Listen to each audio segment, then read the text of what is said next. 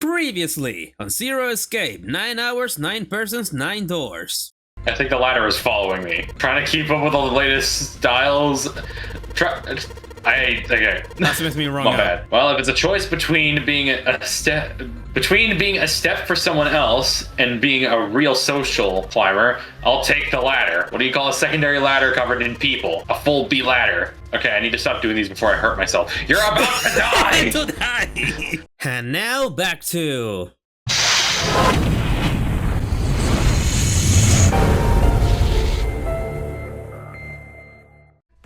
Hello everybody, User Ivins here, and I'm back here with Seth. Hello Seth. Yo! Yeah, we are back with more 999, Zero Escape, 999. 9 persons, 9... I already lost my track. 9 hours, 9 persons, 9 doors. There we go. Or was it in the reverse? Ah, fuck it. Okay. Either way, we're back where we left it off. So let's continue. Yeah! Yeah. Silver yelled at the speaker with language coarse enough to embarrass a sailor. But the rest of Junpei's companions were silent, deep in thought. Junpei too was consumed by his thoughts. There was a great deal he didn't understand. Oh yeah, in the remaster version, well, you see him cursing like a sailor, saying, "Hey asshole! Come back here so I can get a look at you," something like that.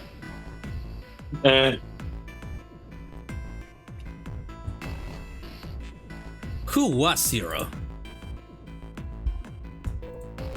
What was the Nonary game? That is... Why? I was gonna say, that is the question. Yeah. Why had he chosen to make them part of it?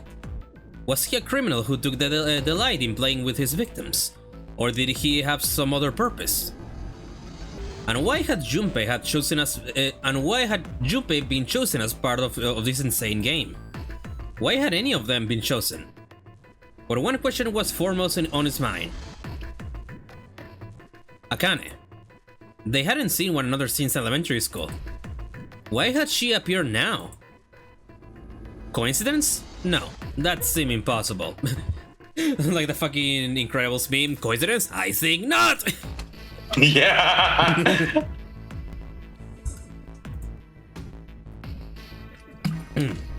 There had to be a reason. He didn't know what it might be, but there had to be a reason. Very well. The lion's voice seemed oddly loud in the silence. Standing around here won't do us any good. Best we get moving, don't you think? Get moving? That's me! Oh, wait, I thought I read that as a completely different person. That's Junpei. Get moving? Are you planning to open the number doors? Oh yeah, that's why I thought it was talking. Hey, wait! Don't tell me you're actually going to do what this Zero says. No, that's not what I mean. The lion shook his head, mildly annoyed. I'm saying, let's find another way. After all, we haven't really examined this place yet. What?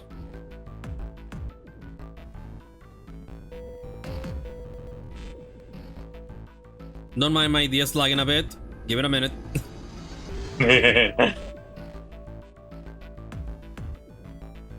Their separate investigations finished. All 9 people returned to where they left one another. The results of all their work was nothing. They were completely sealed in. Their hard work had not gone completely to waste, however. They had learned a number of things as they scoured the parts of the ship they could reach. It seemed that they were confined to decks A through C. C deck was as far down as they would be able to go, however. The reason being that D deck was completely submerged. Strangely, however, the water had risen no higher than D deck. The flow seemed to have been stopped somehow, as evidenced by the surface of the water on D deck, which was as smooth as glass. The prince kneeled down and gently drew his hand across it. Perhaps this Zero fellow has used some sort of remote control to seal a watertight door lower down. He said that our time limit was 9 hours. In other words, this water won't rise for 9 hours. Then you're saying we won't sink till then? Well, that may be a little too optimistic. No point to wishful thinking. There were 3 metal doors on sea deck. A single door stood off the side, with 2 more on the wall facing the central staircase. None of them had numbers or verification devices. There were, however, locked like the other doors. No matter how much they push and shove, the doors refused to move. The mountain and the lion threw themselves against them a few times, but to no avail. The door in the back had a keyhole. Just above it, was a strange mark in the shape of a circle surrounding a dot. There were 2 other doors on sea deck as well, but it was clear they were elevators as they had a button next to it with an upside down triangle. They tried pushing the button. No response. Apparently there was no power running to the elevators. To the left of the elevator's door was a card reader.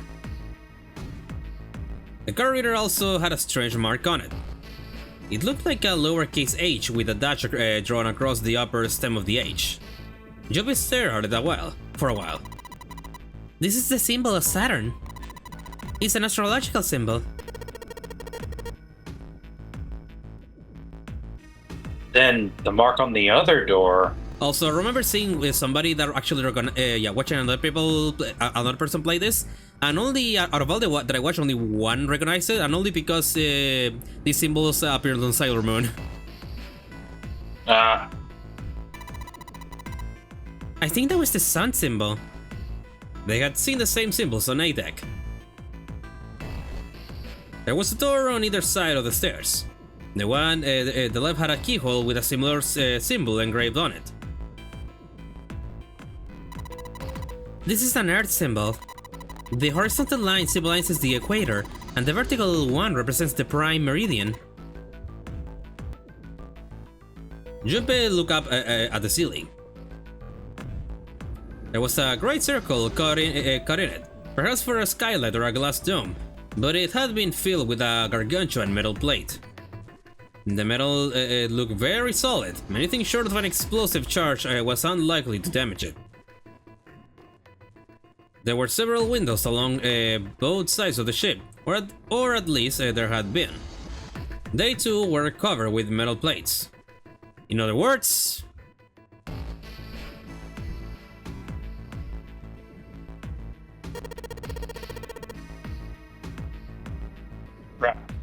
All exits go nowhere.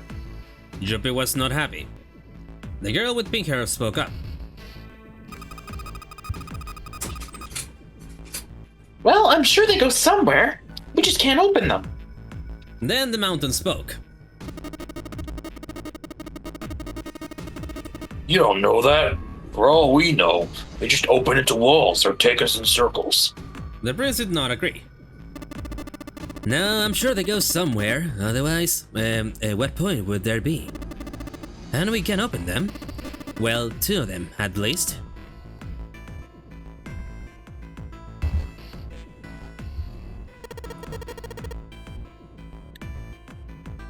You mean the numbered doors?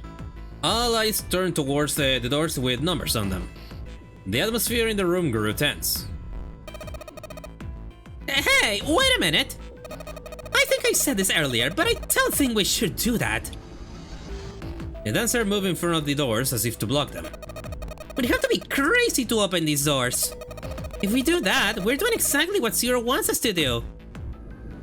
Suddenly, everyone began to speak at once. I agree! I don't. That's a terrible idea. We should keep going. We should stay here. We don't have any other way to open any of these doors. We should just wait. Someone's bound to come find us. We don't have time for that. In 8 hours and a half hours, this ship is going to sink. Okay, I recognize the last one. In the remaster version, it's a fucking silver that says that. Yeah. The clamor of voices made it next to impossible to determine who was saying what. Their arguments grew more and more intense, until people were shouting and screaming at one another. Junpei had remained silent, but at least he could take... But at last he could take no more. Hey! Shut up!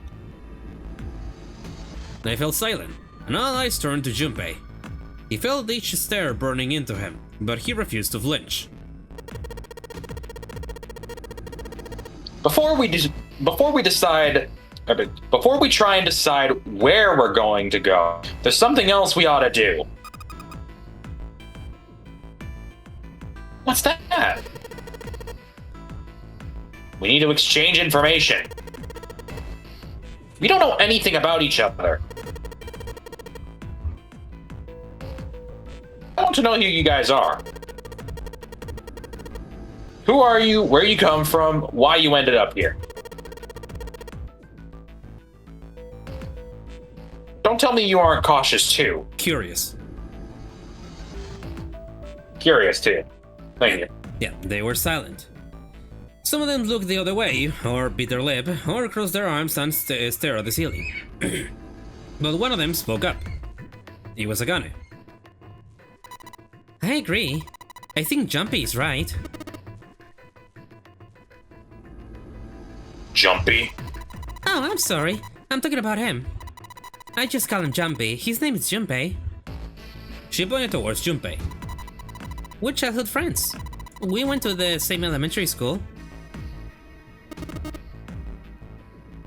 Wait, stop. Don't tell us stuff we didn't ask you about. Zero's probably watching us right now. What are you gonna do if he's listening in? Would that be bad? Hell yeah, it would. We don't know much of that about that bastard. No, we don't know how much that bastard knows about us. Maybe he's just picking a bunch of random people to kidnap. If that is the case, then it'd be dangerous for us to let him know too much. If Zero knows who we are, he could go after our families. Maybe he'd tell us he... Nope. My stream went black for a sec, but it's back. Okay. Maybe he'd tell us he had him to get us to do stuff, you know? But we still need to know what our names are. It's going to be hard to talk to each other if we don't have names.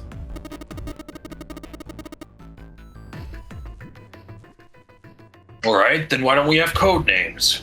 To him, apparently, it seemed like the obvious solution. Code names? Yeah. We'll each pick something. Like, I'll be 7. 7? Why are you 7? You see my favorite question? The man just stuck out his left arm.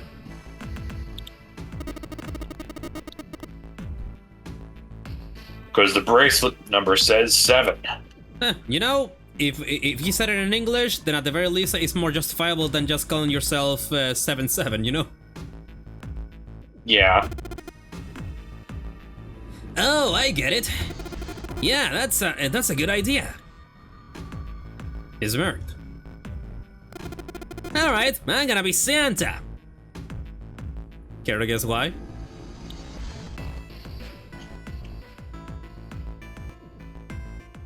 That I was not expecting that. What? Care to guess? Before he says it? I got no fucking clue. Any of you chefs know Japanese? No? Well, San means free, so I'll be Santa. You know, like Santa Claus. Fits, don't you think? They're very creative, I'll tell you that. I mean, yeah. Then your bracelet number. Yeah, it's got a 3 on it. Good job, Grandpa. Just like the mountain had done, Silver thrust out his left hand. Sure enough, the face of his bracelet read 3. Very well then. I'll go next, shall I? My bracelet number is 1. What is he gonna be named?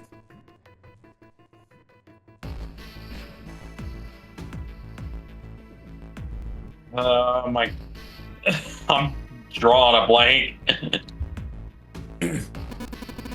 Given that, I think Ace seems appropriate. Oh yeah. Mm-hmm. Yeah, I am terrible at this. I'll be Lotus then. As I'm sure you all know, it has 8 petals. Well, you should just straight up said it. I did. Damn. Yeah. I would have also never gotten that one. Yeah, I never saw a Lotus flower, so flower. That was like, this was actually my first. Yeah, this game actually teaches me what a Lotus flower is. Damn. Which means, of course, that my bracelet number is 8. I would appreciate if you would call me Snake. Care to guess why?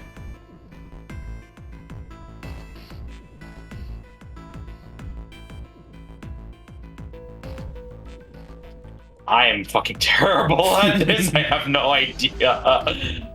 It's gonna make sense the minute we see it. Yeah, 2. My bracelet number is 2. Since Ace has chosen cards, then I chose dice, snake eyes clearly, which is particularly relevant given that I am blind. Blind? Really? Oh, that's why someone was holding their hand. He kept his eyes closed during their entire ordeal, which had suggested something strange, but here it said so casually. It was something of a surprise. But yeah, Snake Eyes is, yeah, you roll 2 dice, and if they both if both of them are 1, then it's Snake Eyes. Yeah. Everyone seemed a little nervous at the prince's proclamation, but no one seemed to know how to react to it. There was one person, however, who didn't seem to be surprised in the least. The girl with pink hair. Oh, yeah, the girl with pink hair was the one that was yeah, the one they said that they were carrying him by the hand. Yeah, it was her.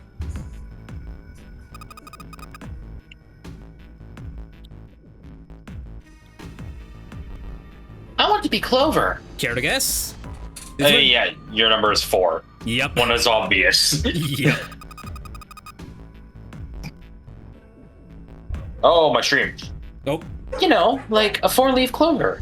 Yeah, because I mean, technically a clover is 3 petals, but a 4-leaf clover obviously has 4 petals. And whenever you say clover, you think of the 4-leaf clover instead. Yeah, you think of luckiness. Good luck, right? Exactly. Yeah. Looking almost bored, she held out her left hand. The face of her bracelet showed the number 4. They come around to Junpei. He held out his bracelet.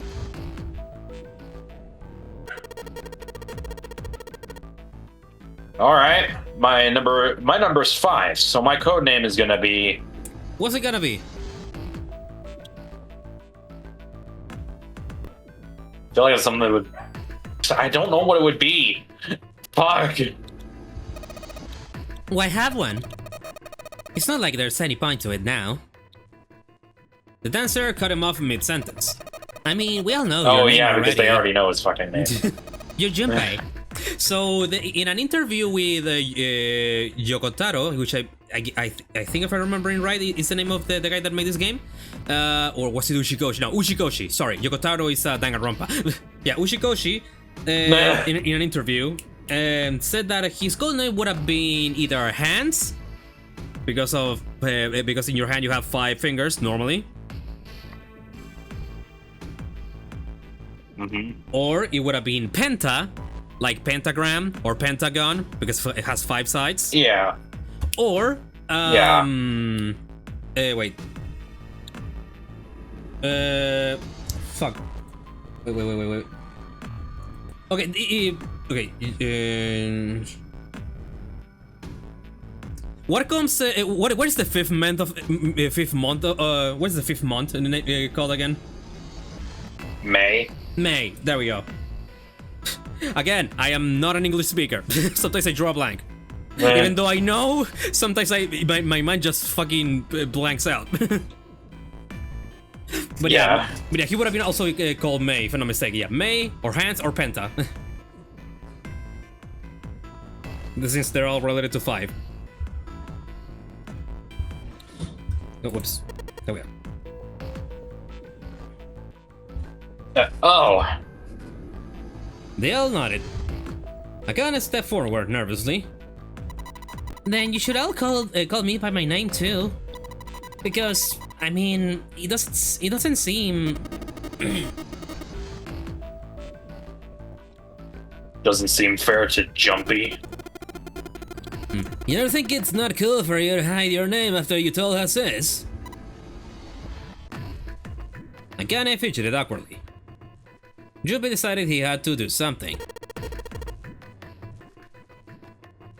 What's your bracelet number? It's 6. Okay, what's she gonna be called? 6.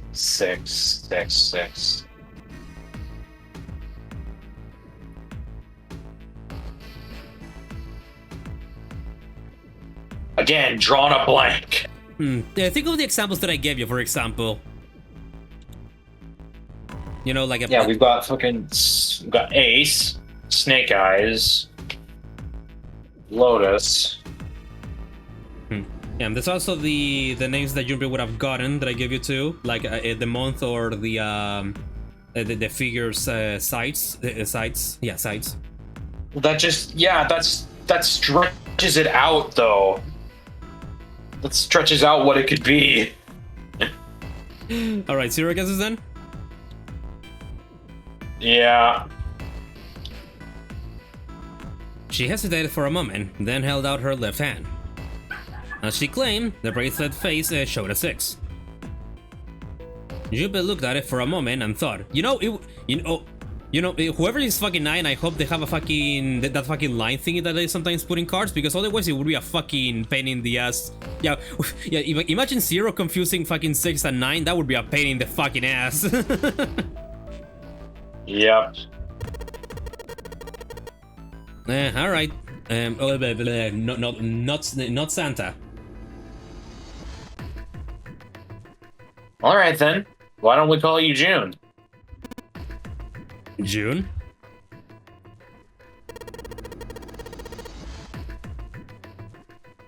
Yeah, you know, the 6th month of the year.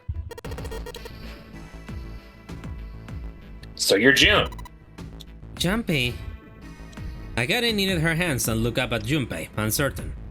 He smiled back at her, reassuringly.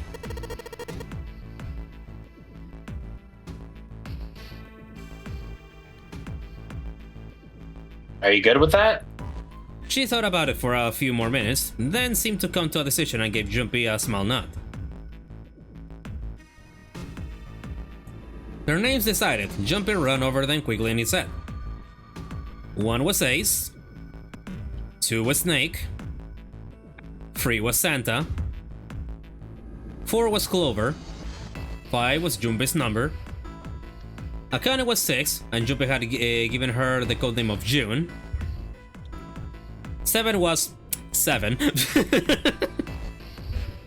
Yeah. And 8 was Lotus. That meant 8 of them, including Junpei, had revealed their bracelet numbers. But there was still one person left. He was the man with the glasses and hair like a bird's nest.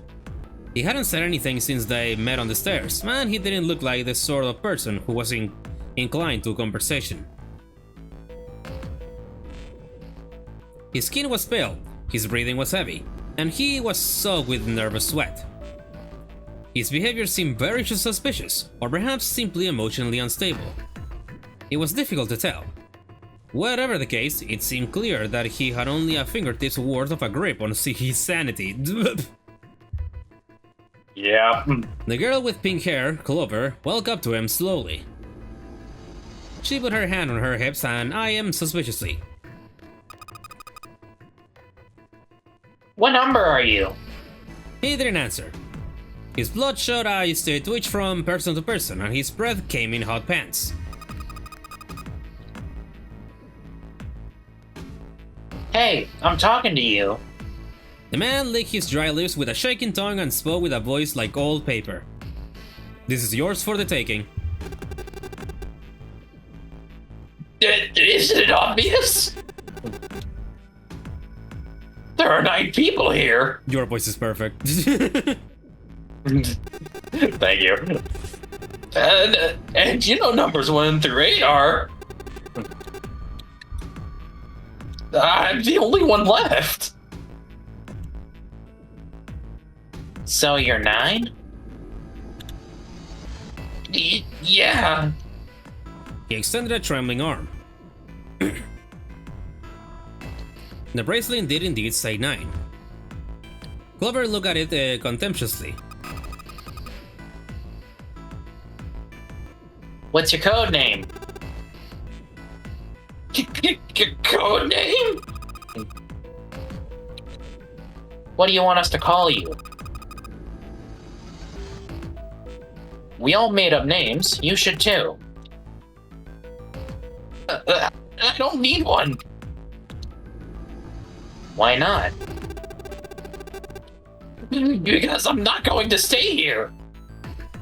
With you. He took a shuddering breath and exhaled. Clover looked at him with something very like disgust. Doesn't help his looks. Yeah. So you've got some sort of plan? I do.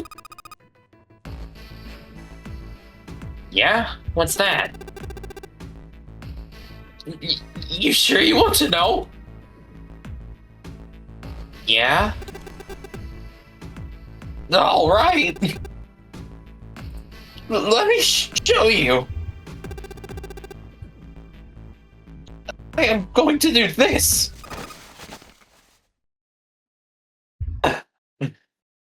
By the time they realized that he was doing what he was doing, it was too late to stop him.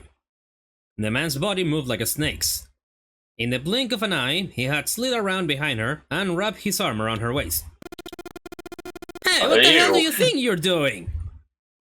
Silver, Santa, leapt forward, toward Clover and the 9th man. He was halfway there when...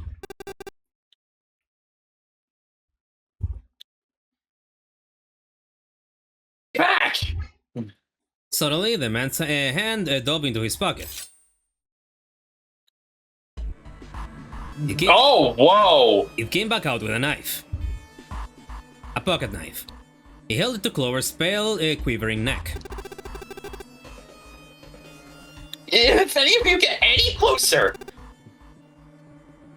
I'll cut her open. Santa skidded to a halt. He snarled at the scrawny man with the knife and gritted his teeth. Yes, that's right. The man's smile was neither friendly nor reassuring. Sweat poured down his neck, soaking the collar of his shirt. Clover, are you alright? Wait, no, that sounded very... Wait. Clover, are you alright? Ah, fuck it. I tried.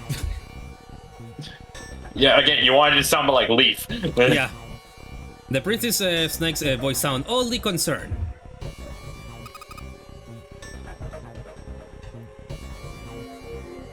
Yeah. I'm fine.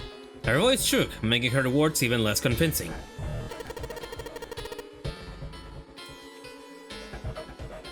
What the hell are you trying to do? I told you. This is my plan. What are you gonna do, you sick son of a bitch? What are you gonna do to her, you sick son of a bitch? Don't worry. going to do anything to her. If she does what I tell her to, I'll let her go. He started to move backwards, slowly, keeping his grip on Clover. Keeping their distance, Junpei and the others followed. Eventually, the man reached the wall. He gave a start that he gave a start at his back as his back touched it, then glanced around quickly and spoke. Verify! Huh? The left! Look on your left! Do you see the device on the wall? Place your hand on the scanner panel, the round part. What if I don't? The man's nostrils flared and he looked like he was about to choke.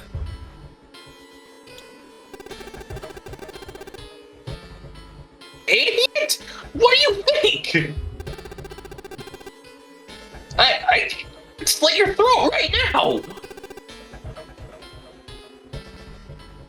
I'll kill you if I have to! All I need is your bracelet! Just do it! Do it now! He pressed the knife against Clover's neck, hard. Slowly, she stretched her left hand out toward the device. Her back was to it, and she had to feel around for a moment before she found the circular panel. It made a cold electronic noise, and on the display above her hand, an asterisk appeared. So that's how it works, Junpei thought to himself. By placing one's palm on the on what the ninth man called the scanner panel, the user's bracelet number would be entered into the device. Oh, it's voice changer time.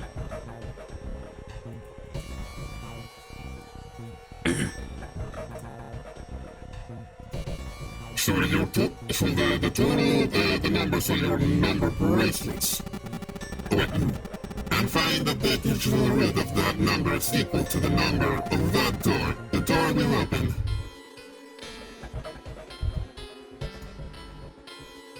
Okay, there we go. Junpei shifted his eyes to the door itself. The number on it was 5. The ninth man seemed to know a little more about the device's operation than he should. How had he known exactly what to do? Good, you're done. Next! His bloodshot eyes crept from person to person until finally, they stopped on the lion, Ace. You, right? You're the one with the number 1 bracelet, right? Yes, I am. So? Then you're next. Just verify your number like this little brat did.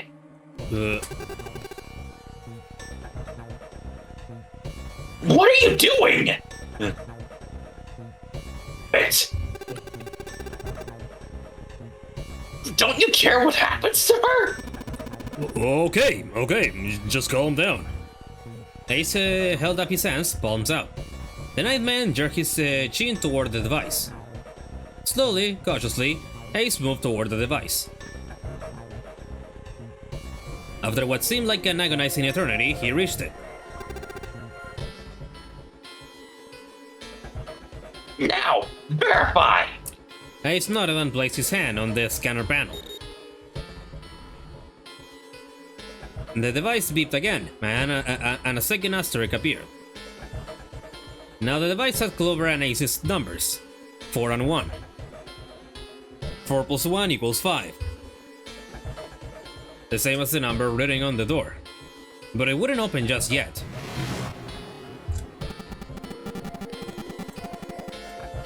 Only 3 of the 5 people can pass through one number door. The door needed at least one more person. Who would that be?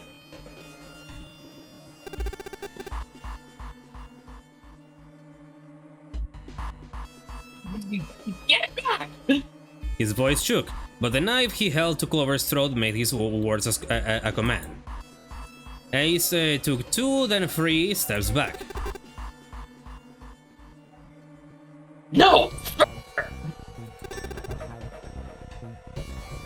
More than that! Go all the way back! Slowly, Ace did what he was told. The nine man's lips curled into a cruel, twisted smile. Can you hear that voice through my mic, by the way? Like for a split second, not a lot. Okay, good. Yep, somebody on the loudspeaker outside promoting some selling fruits and vegetables and all this stuff. Anyway, now it meant lips curled into a cruel, twisted smile. That was when Junpei understood his plan. Clover's 4 and Ace's 1. Added to the Nightman's 9. What does that make? So 5 plus 9. It's 14. So 1 plus 4 is 5, yeah.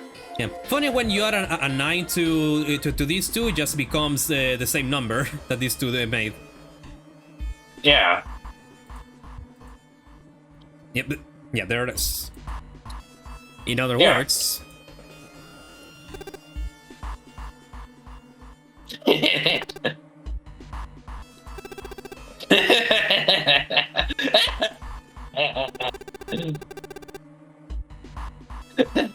God, you're all so cooperative.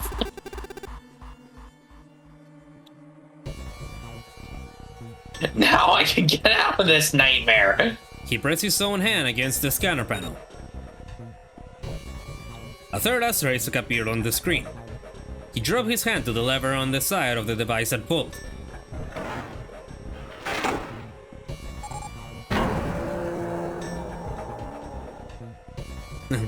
Damn, my screen must be bugging out with all those colorful lines. The door opened with a heavy metallic groan. He let go of Clover. Wait! Junpei leaped toward the Night Man, but he wasn't fast enough. The man shoved Clover and hopped through the door.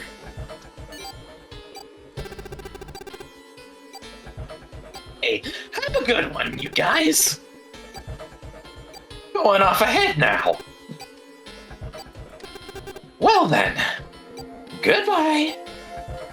He raised his hand and waved, a twisted smirk on his face. Then he was gone.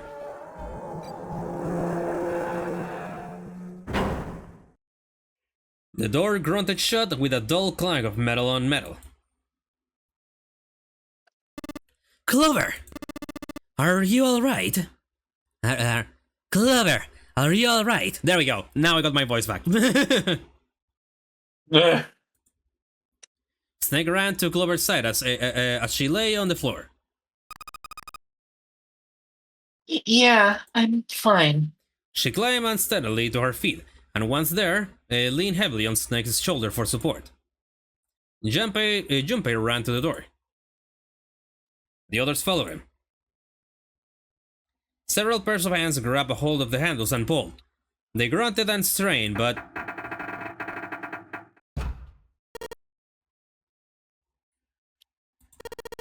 Shit! It won't budge. That was when Lotus, the dancer, spoke. Her voice was quiet. Do you hear something? Like what? Like some sort of beeping. Junpei pressed his ear against the cold metal of the door. The others did the same. You're right, I can hear it too. Can you hear it too? Yeah. What is it? Then they heard something else. It was the Night Man.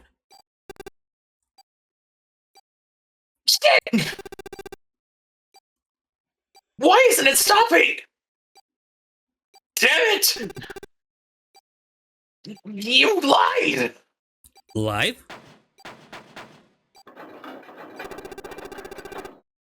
This wasn't supposed to... This is wrong! This is wrong! His voice shook with fear. Safe on the outside, they step back from the door and look at one another. What is happening in there?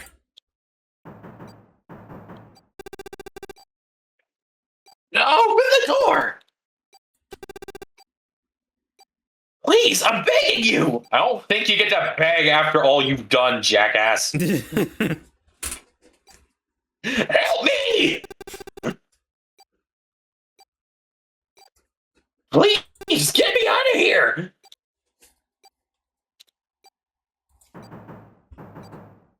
Get me out of here! Junpei grabbed hold of the device. He slammed his hand on the scanner panel. Nothing happened. Why didn't it register him? He looked at the display where the asterisk had shown up. It said engaged.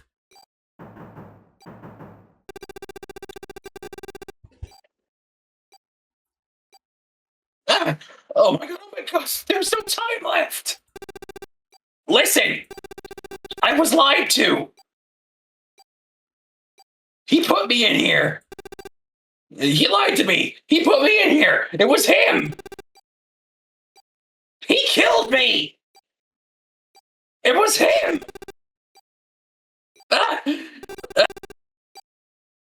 Yeah!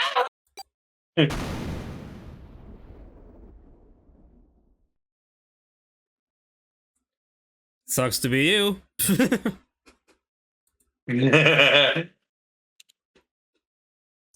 The explosion rocked the room. Instinctively, they dug, then stood up slowly when they realized there was no danger. No one spoke. Silence filled the room. In that silence, the electronic tone that echoed across the room sounded as loud as a gunshot. All eyes turned toward it. It had come from the device mounted next to the door. The display changed from engaged to vacant.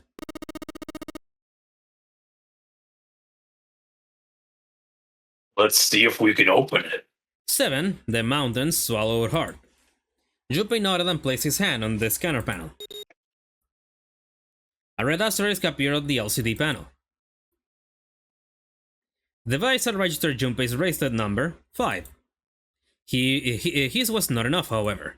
At least 2 more people were needed. Junpei asked, which pair? So 5 plus 8, that's 13 plus 1, that's 14. Yeah, Ace and Lotus. What about the others, though? What do they make? Oh, they all make the same. So, Oh, wait. up to preference.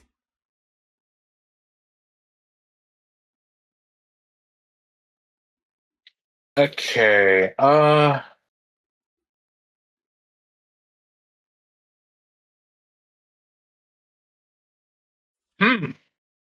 Tough decision. We can either get, Ace and Boob Lady. I'm gonna let that one sink in. Yep. Yeah, Snake and 7. So, yeah, Santa and 2. Yeah, let's get Snake and 7. Gotcha. Snake, 7. You think you give me a hand here? The pun was a little too on the nose, but the mood was still grim. Right, he loves his puns. Yep. Both Snake and 7 lifted their left hands silently. Slowly, each of them placed their hand on the scanner panel. 5 plus 2 plus 7 equals 14 equals 1 plus 4, which is 5. Yep. They fulfilled the conditions. If they were to pull the lever on the side...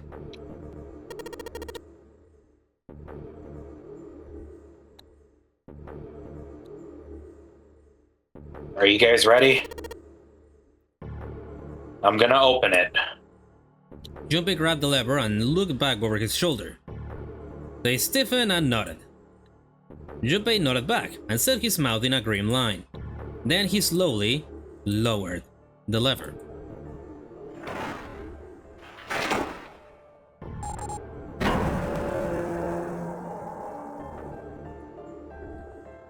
There was a metallic groan and the door slid open. A breath of air drifted out of it, carrying a stench that nearly made them gag. Junpei grimaced and put a hand over his mouth. Oh my god! Good god! Lotus and Ace shuddered. Seven grunted.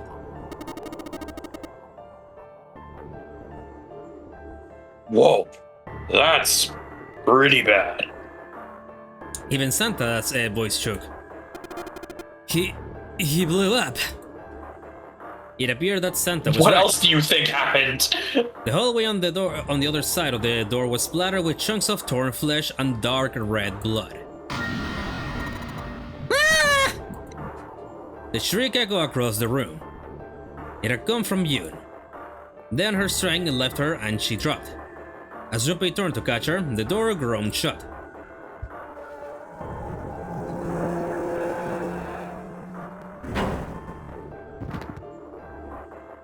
She crumpled to the floor. June, you okay? Jun dropped to his knees and put his arms around her shoulders. That was when he noticed. Her whole body was feverish. She was radiating intense heat.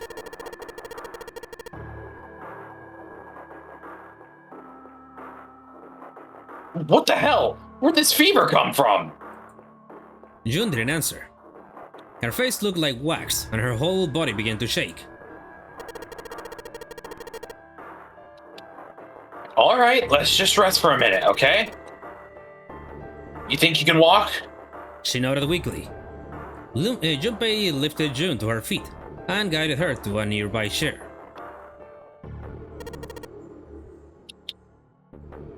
Here we go. As gently as he could, he set her down in it. How are you feeling? Are you alright? She nodded, and as she did, a single huge tear rolled down the side of her face. Why? Why did this happen? Her voice cracked, broken by misery and grief and choked by sobs. Why did this happen? Junpei spun around.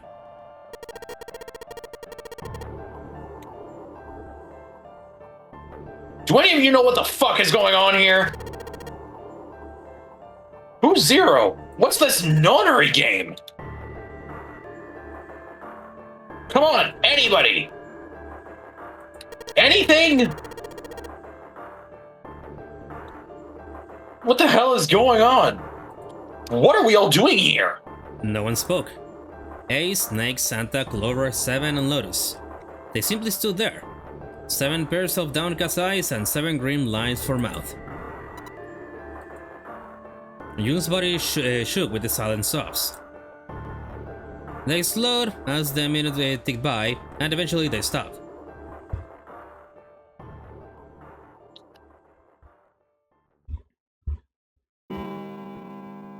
Then suddenly, in the cold, heavy silence that had enveloped them like a thick fog, the bell began to ring.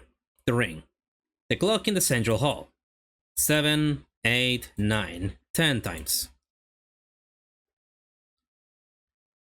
And then on the 10th ring, it stopped. The sound of the bell faded away into silence. It's 10 o'clock then. Ace said what each one of them had been thinking.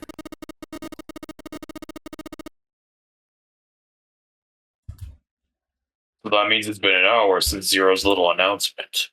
Seven's deep voice echoed across the room. Fuck! I had enough of this crap! Santa leaped to his feet, his fist clenched. How long are we gonna pussy around like this? We've only got 8 hours until this time with Zero what's going on about his app. Let's get it going already! Go, go! Santa's outburst fell on deaf ears. No one seemed to agree with him. They stared back at him, their eyes blank and their faces tired. Finally, Lotus spoke. No, I refuse. I'm not going to end up like him. Him? You mean the Nightman? Of course. Who else? In his mind's eye, Junpei saw the corpse again. The dark, reddish black pool of blood. The scattered pieces of flesh. Organs strewn across the floor like the blossoming of a grotesque flower. The explosion that had torn through his body had been powerful. The Nightman's neck had been twisted at an odd angle. Junpei suspected the detonation had thrown him against the wall. Half of his face was crushed, and the other half was covered in blood. Most of his abdomen had been emptied, either by the explosion or by gravity. He had landed on his back, and stark white ribs jutted up out of its chest, like the legs of some sort of macabre crab. Ew. Junpei felt something flip in his stomach. I think he's just screwed up. Eyebrows went up, and Santa continued. He probably set off some sort of trap, and that killed him. I'm not gonna screw up like that. I'm getting out of here alive.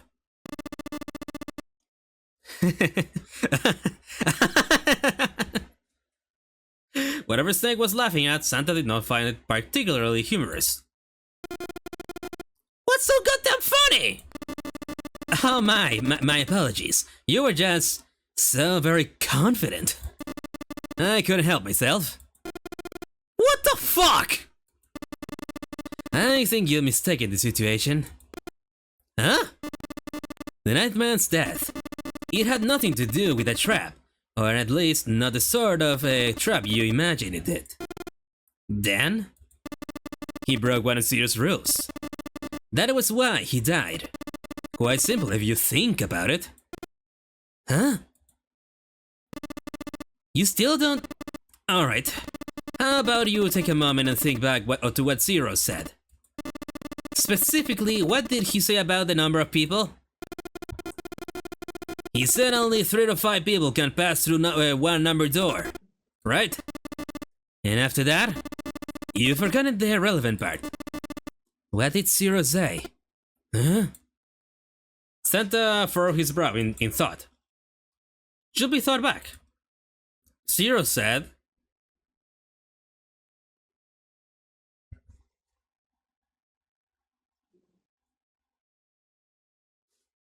It's the first one, right?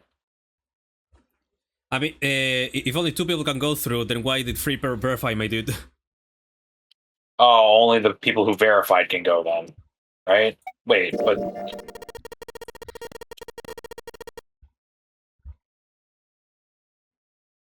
all those who enter must leave. All those who enter must contribute. Right? I think it was something like that. Whatever it was, it means that groups of 3 or groups of less than 3 or more than 5 can't go. Yeah, that's why he said 3 to 5 people. So 2 people wouldn't even be able to go through. That is correct. A gold star for you, Junpei. We got a gold star! Yay! Snake inclined his head towards Junpei. The Nightman, however, broke that rule. He tried to pass through a number door by himself. That was why he was executed.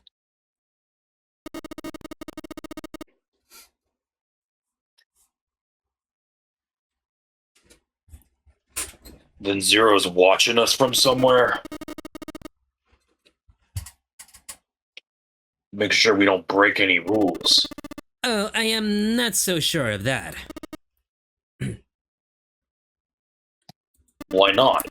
Because this execution system is entirely automatic. You didn't notice? There's no need for him to monitor us. What do you mean? Snide looked at Seven with what could only be described as pity and sighed. Very well. I see it must be me who tells you. I waited long enough, I suppose. I had hoped Zero might spare me the trouble, but that seems increasingly unlikely. He couldn't see them, of course, but perhaps Snake sensed the confused eyes upon him. When I spoke, he gave words to everyone else's thoughts. Do you know something? Well, I know a great many things, but yes. What is it you know? Here. Snake removed a card from the pocket of his jacket. With a flourish, he presented it to Ace, who took a close look at it and spoke. Come on now, what's the point of giving me this? Give me that! Santa snatched the card from Ace, but his expression of disgust quickly turned to one of confusion. Huh? The hell is this? Seven took it out of the Santa's hands. Huh. I see. The card went from Seven to Lotus, from Lotus to June, and finally to Junpei. He looked at it and understood.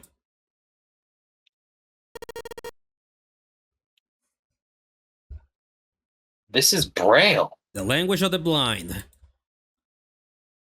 Oh, yep, Braille, the reading language of the blind. I did not mean to coalesce with that, but hey, that's funny. The card was covered with small embossed bumps. Junpei could recognize it, but he certainly couldn't read it. Sorry, guys, I can't read this. Junpei handed the card back to Snake, who nodded at him with a small smirk. Okay, that was fun. What's so important about that card? I found it in my pocket. I can only assume it is a message from Zero. From Zero? From... That was Ace. Yeah, I realized that a little too late. Yep. A message? What does it say? Suddenly, everyone was crowding around Snake, desperate to hear what the message said. Santa especially looked as if he were about to grab hold of Snake and shake the answers from him. Snake raised his hand. Calm down. No need to panic. You don't need to force me, I'll read it. Junpei swallowed hard and waited for him to start. He was not the only one. Presently, Snake began to read his voice calm. His fingers glided over the tiny bumps as he spoke. Bracelet number 2. Since you are not blessed with sight, I shall bless you, and only you, with information. I shall tell you the function of the red, of the dead, and of the bracelet. Fuck it, reading this instrument. The red is the recognition device. It will verify your number. Besides every number door, you will find a red. The dead is the deactivation device.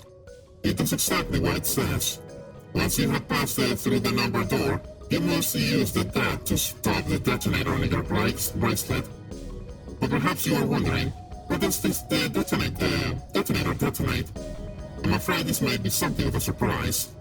I have placed a small bomb inside of you, and the people whom you are about to meet. You swallowed it while you were unconscious. I have no doubt that by the time you read this note, the bomb will have passed to your stomach and found its way to your small intestine. In other words, you will be unable to regurgitate it. I suggest you do not try. As I mentioned before, the bracelet on your left hand contains a detonator. Think of it as a remote fuse or timer for the bomb in your body. There is only one condition which will cause it to detonate. That condition is that you enter a number door. Once you have done so, the timer will activate no matter who you may be. You will have only 1 second. If, after that time, the detonator has not been deactivated, it will send a signal to the bomb in your body, instructing it to explode. In order to deactivate the detonator, every person who verified their number of the red must also verify their numbers of the dead. Once all numbers have been verified by the dead, You will only pull the lever at its side, and the countdown will cease. Anyone who does not verify their number at the red will find themselves unable to verify their numbers at the dead. That's to say, if you should pass through a numbered door without first verifying your number at the red, in 81 seconds, you will be dead. By the way, the digital route for 81 would be 9. You must also keep in mind that the numbered doors will close automatically after 9 seconds have passed. So long as the door is open, the pad will not function. You will do well to remember this. Lastly, let us discuss how to remove the bracelets.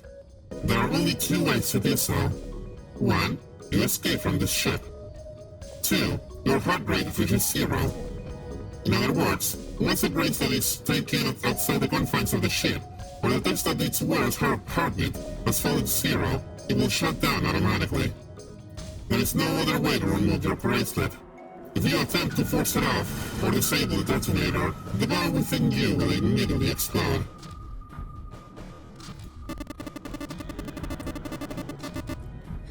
This is all the information which I can impart to you. How you choose to use it for how you choose to use it for you to decide. How you choose to use it is for you to decide. If used wisely, you can eliminate those who might be a danger to you. For a time, you would be able to control your fate. I wish you the best of luck.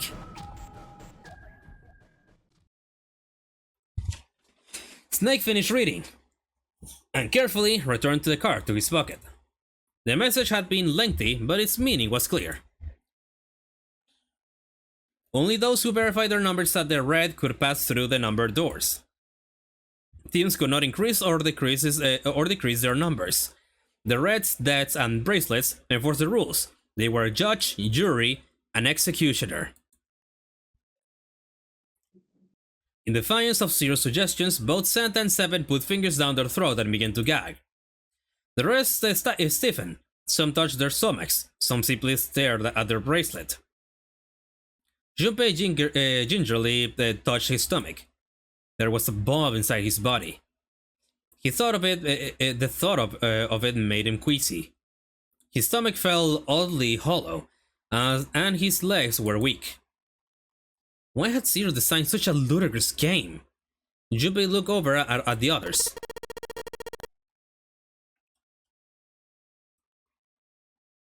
All right. I'm gonna ask one more time. Do any of you know anything about Zero? Well, did you put the claps? Not to my knowledge. What? What the fuck were those claps? Wait. What were the? Yeah, wait. What were the claps? I didn't do that. Yeah, and I can tell you that's not part of the game either. Where the fuck was? What? Yeah, no, that was the Discord soundboard. Huh. Is there a keybind for that shit? I think maybe. Okay. Anyways, yeah, they were all silent, each person waiting to hear what the others would say. Finally, Santa spoke. Actually, I saw him. I saw Zero when I got grabbed. I didn't see his face though. Son of a bitch was wearing some kind of gas mask. What the hell? Come on, guys, give me something. You know, like surprise or something. Instead, it was Santa who looked surprised. This was a moment of silence, and then everyone spoke at once. Yeah, I saw him too. Me too. He was wearing a gas mask.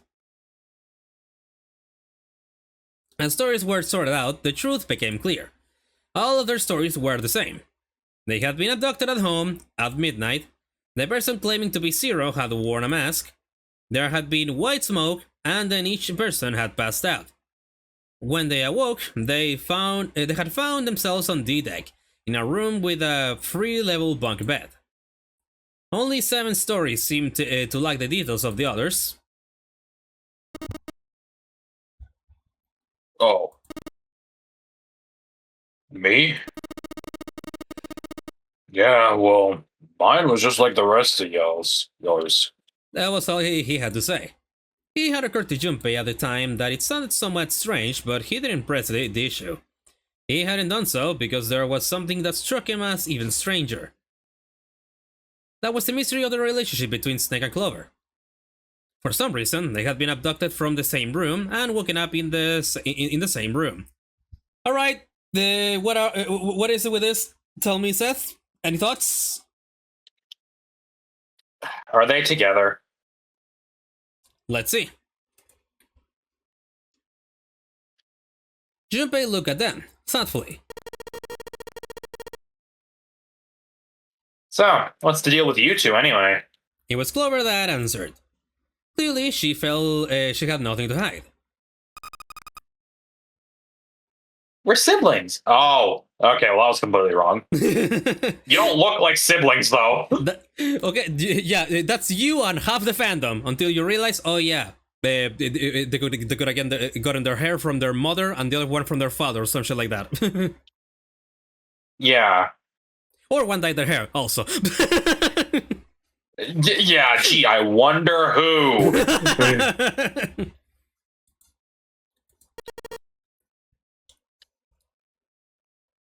Siblings? Yes? I mean, to be fair, one looks like she goes out a lot, and the other one looks like he does not goes out of his room and instead just keeps reading books. Yeah.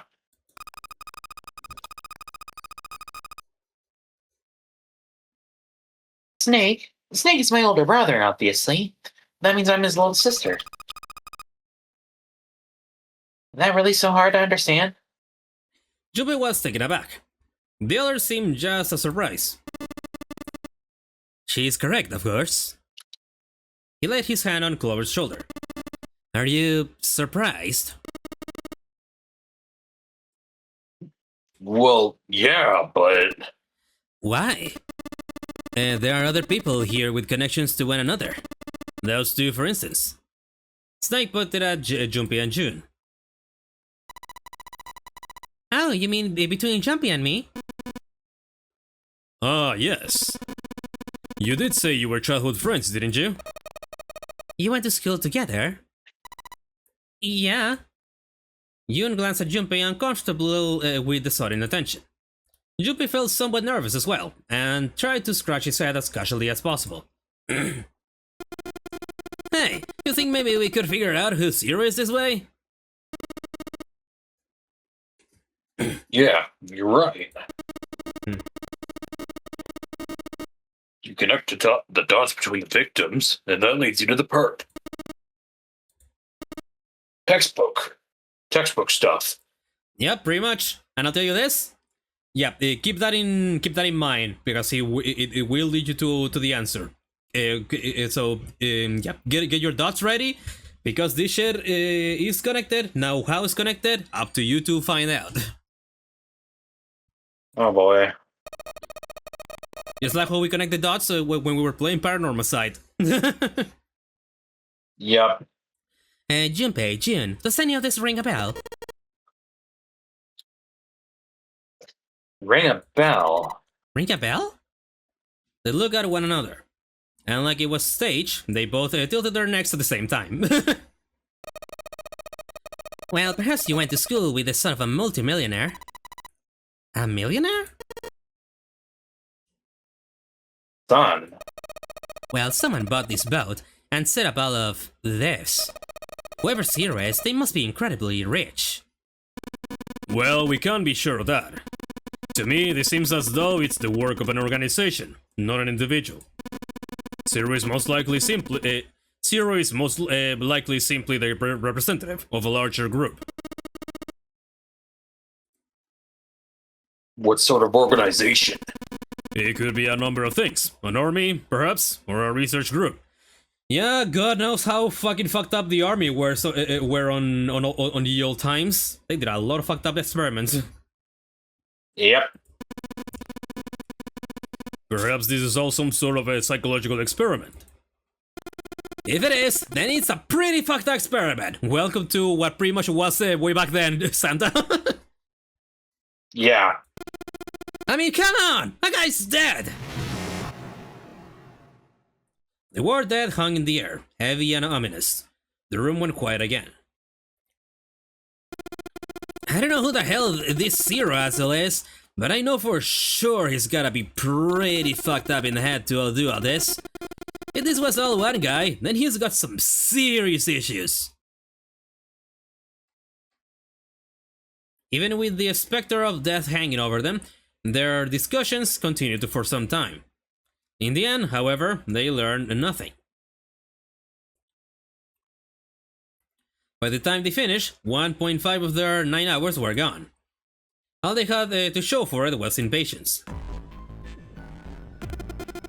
Look, we only got 7.5 hours left, okay? You really sure you wanted to just sit around? No one was willing to argue this time. Very well then. There's only one way for us to proceed.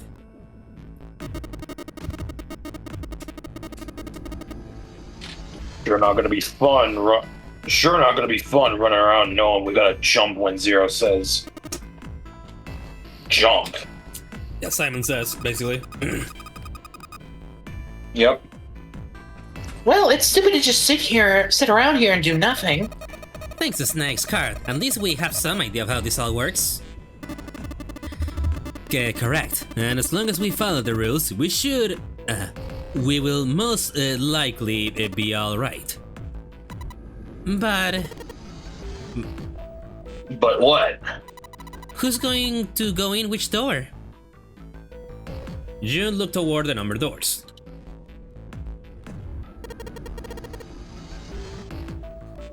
Oh yeah, that's right.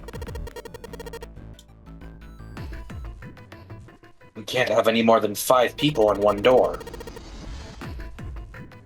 All 8 of us can't go through the same door. Then it would seem we will have to split up. Wait!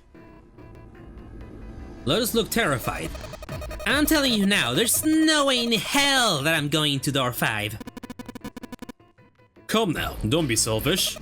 Call me whatever the hell you want, I'm not going in there. If I'm going to have to walk through all that blood, then I'd rather stay here. Man, we were doing so well. Ace shook his head sadly. Sorry, but I ain't going in there either. Someone else can go into door 5. Oh, Santa, not you too. Hey man, I just bought these shoes. If you think I'm getting some creepy dude's blood all over him, you got another thing coming. That was the last straw.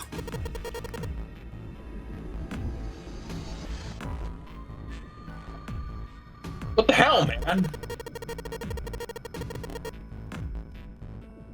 Weren't you the one who kept saying we should get going? Yeah? So? Does it mean I want to go into door 5? Oh god. There was an awkward silence. Finally, Seven spoke. Fine. I'll go into door 5. I can't go in there alone, though. Anyone else willing to come with me? There was another long silence. This time, Snake was the one to break it. I'll go. What? Don't worry, you'll be fine. We may part now, but I'm certain we'll meet again later. How do you know that? Because I do. Not an answer. If you're going, I'm going too. I'm going into door 5. What am I going to do with you? There's nothing you have to do. Hey, step forward. If I joined you, the problem is solved, correct? 7 is 7 and Snake is 2. And if you add Clover's 4 and my 1, the digital root will be 5. He did some quick fucking maths on that one. Yeah. Oh, it works perfectly. The 4 of us can go into door 5. Wait. What about the other 4? What's their digital route gonna be? Junpei did a quick mental calculation. Lotus, Santa, June, and Junpei remain. Their bracelet numbers were 8, 3, 6, and 5. What would their digital route be? Alright, let's do some math. Let's get to math. So, yeah, let me grab the fucking paper. Alright, so 8 plus 3 plus 6 plus 5. Oh yeah, right, we have a calculator. Yeah, but I'm gonna do this on the paper. Yeah, I got you. Just for my own sanity. Yeah, no, don't worry. So I'm this just makes gonna 11. try it out to see if it works. Both make 11. So it's 1 plus 1 plus 1. So yeah, 6 plus 3 is 11. Or no, not 8 plus 3 is 11. 6 plus 5 is 11. 11's turned into 2s. And then 2 plus 2 is 4. I should have my math right. Well, let's see. Yeah, 8. Yeah, 8 plus 3 plus 6 plus 5. And digital root. Yeah, Yep. it would be 4.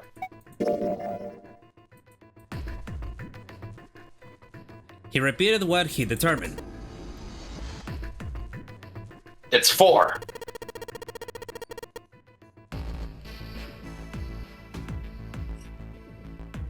There are 4 bracelet numbers, and the digital root is 4. Then we can go into door 4. Yeah, that worked out well. Junpei ran over the team assignments in his head one more time.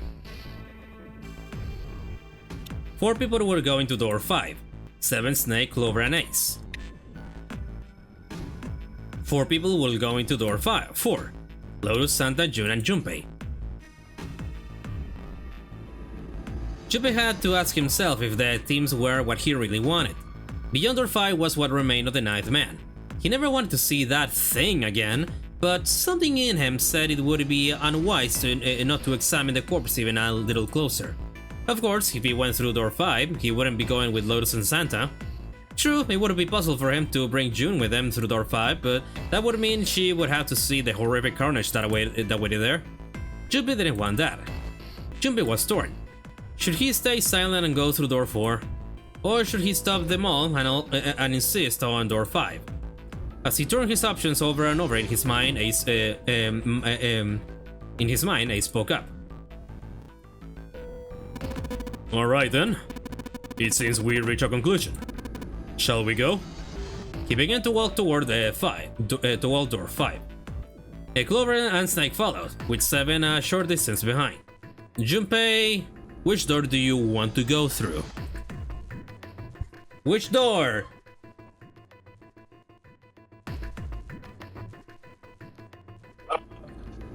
Oh, What will it be?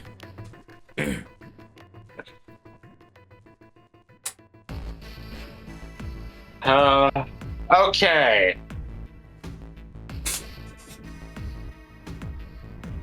Fuck it. Yeah, let's go door 4. Alright. Oh yeah, what's your reasoning? I mean, we're gonna be sticking around with June, obviously, and like we've got Clover and Snake going together. Those two are related. We might as well stick with June just to like keep the 2 related people together. Gotcha. Decided that door 4 will be fine. He would go through door 4 with Lotus, Santa, and June. Why had Junpei even considered doing otherwise? He would be there for June. For Agani Kurashiki. Well, Kurashiki. That seemed good. He felt it was the right choice to make. He made no shows of affection, but Junpei saw her as something more than just a friend from his childhood. He watched the other 4 walk toward their door. Ace, Snake, Clover, and 7. Junpei said nothing as they left. Before long, they had reached door 5. They talked to one another for a few seconds, saying things Junpei couldn't hear, and then laid their hands one by one on the scanner panel of the red. Why the fuck is my soundboard playing? What the fuck? my soundboard just started playing for no reason. No. Ace grabbed Like, the lever. hold up. Hmm? Hold on, I need to say this because my soundboard is binded to my number pad when I have the number pad turned on. My number pad has been turned off this whole time. That's why I'm confused. I wonder what was happening. Something's happening with my Discord today, and my voice, just my PC. Then that's the case. Ace grabbed the lever. His face tight with determination, he turned over his shoulder to look at Junpei and his companions. Goodbye. Be careful.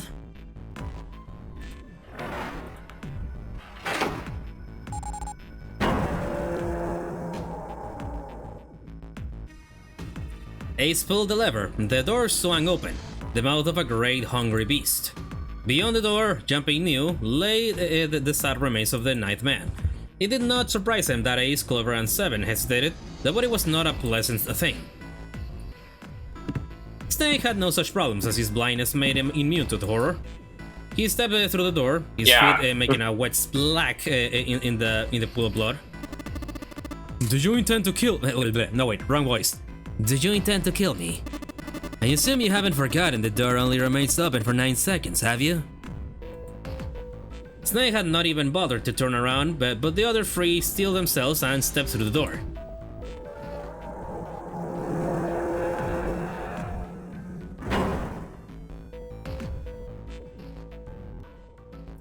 Door 5 swung shut, closing with the heavy finality of metal upon metal. Junpei and his companions scrambled to the door. They pressed their ears to it, in an attempt to hear what might be taking place on the other side.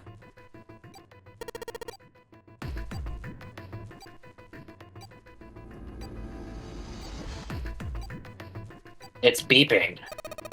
It's just like before. Probably the sound of the detonator on the bracelet. Do you think they're okay? June's face showed her concern more plainly than her words ever could. Almost as though in response to her question, a voice rang out from the other side of the door. It was Seven. Hey, there it is! That's gotta be the dead thing! Come on, get over here! We gotta authenticate!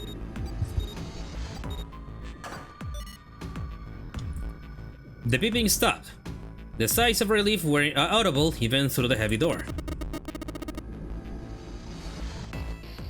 Phew, looks like it stopped. Junpei and his companions leaned away from the door and breathed a collective sigh of relief of their own.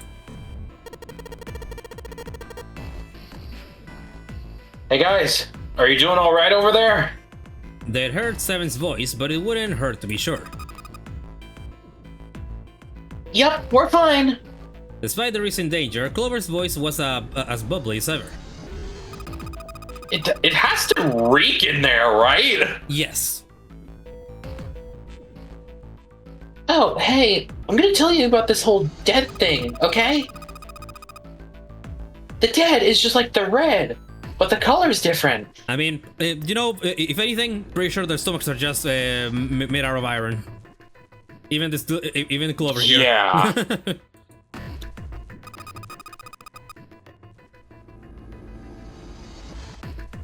You know how the red was red? Well, the dead is blue. Other than that, it's just like the red. Authenticating is the same, too.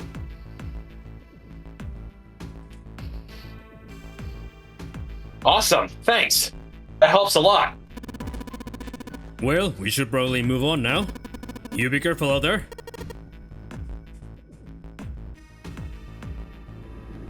Roger that. Our turn now. Junpei and the others left door 5 and headed toward door 4. They stood in front of the red and placed each of their hands upon it.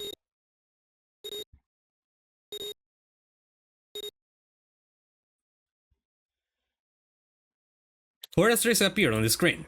Junpei grabbed the lever and turned around.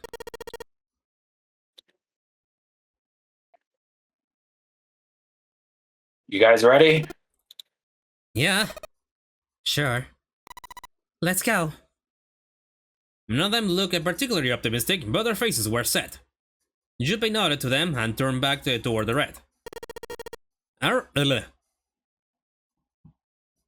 All right, let's go. With strength and determination, he pulled the lever. Pull the lever, Crunk!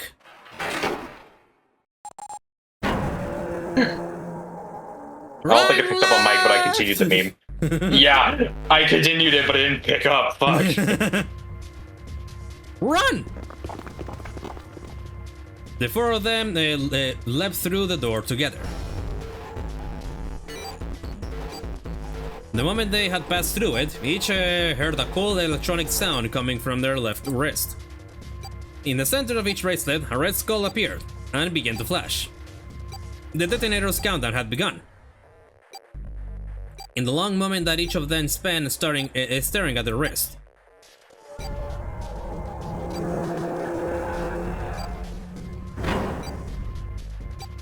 The numbered door behind them closed, the sound of metal on metal reverberating down the hallway. There was no way back now. They were committed, if they could not find the device to deactivate their detonators. Hey, where the hell is the dead? Where the hell is the dead?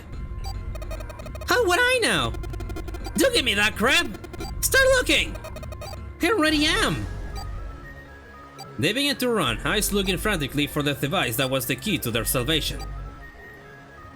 The hallway they found themselves running down was a long one, easily 300 feet in length. On the right side of it stood a series of wooden doors, all nearly identical. If they had taken time to think, they would likely have discerned that the doors lead to cabins. Don't tell me the dead is in one of those rooms. Oh no! How many rooms do you think there are? Junpei was too frightened to count properly, but at his best guess there were 7 or 8 of them. Ah, fuck. There wasn't time to count them, to be sure. Junpei ran to the nearest door. He grabbed the knob and shook it hard. It wouldn't open. It didn't feel locked, more like someone had hammered an iron plate over the other side of the door. Junpei turned around to find another door and saw that his companions had already run to doors of their own. They did not seem to be having any more success than he had. Their own words confirmed his fears. Shit! This one's no good! Same here. It's not moving! Jun was the last to speak up. As Junpei looked in her direction, his eyes caught something he hadn't noticed before. A small red light. It flashed at him, dimly, from the end of the hallway.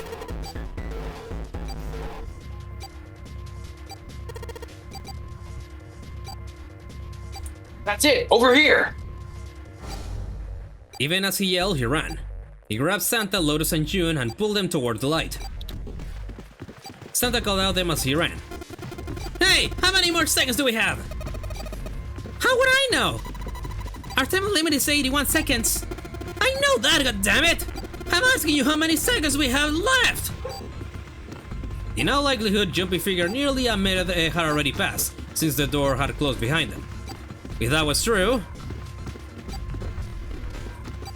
Urgency foremost in all of their minds, they arrived at the end of the hallway. The dead sat on the left wall, blinking almost tauntingly at them. Hurry! Junpei grabbed hold of the machine, his hands slick with sweat and shaking. He slammed his hand against the scanner panel. The other three quickly followed suit. With a grunt, Santa yanked the lever downward.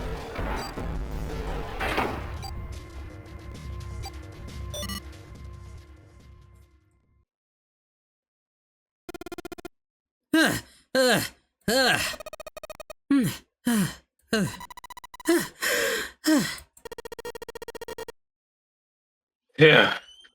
Looks like it stopped.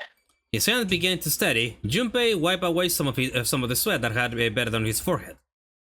As they caught their breath, the four companions began to look around. At the end of the hallway lay a heavy-looking set of double doors. Set into the walls of the hallway on either side of the larger door were two smaller ones. They all needed inspecting, but Junpei began with the largest of the three, the double doors.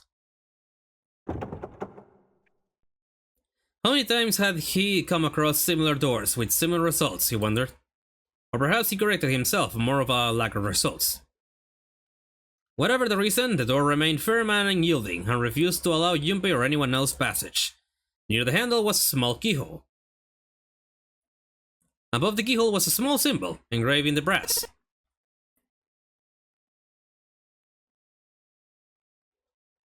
Mail? He wasn't quite sure what to make of it, and stared at it for a moment in confusion. It was Jun that corrected him. No, that's not the symbol for mail. That's probably the symbol of Mars. Well, technically they are the same symbol, but I saw a number of similar symbols near the main stairway. The symbols of the solar system. The Sun, Saturn, the Earth. At least that's what I'm assuming.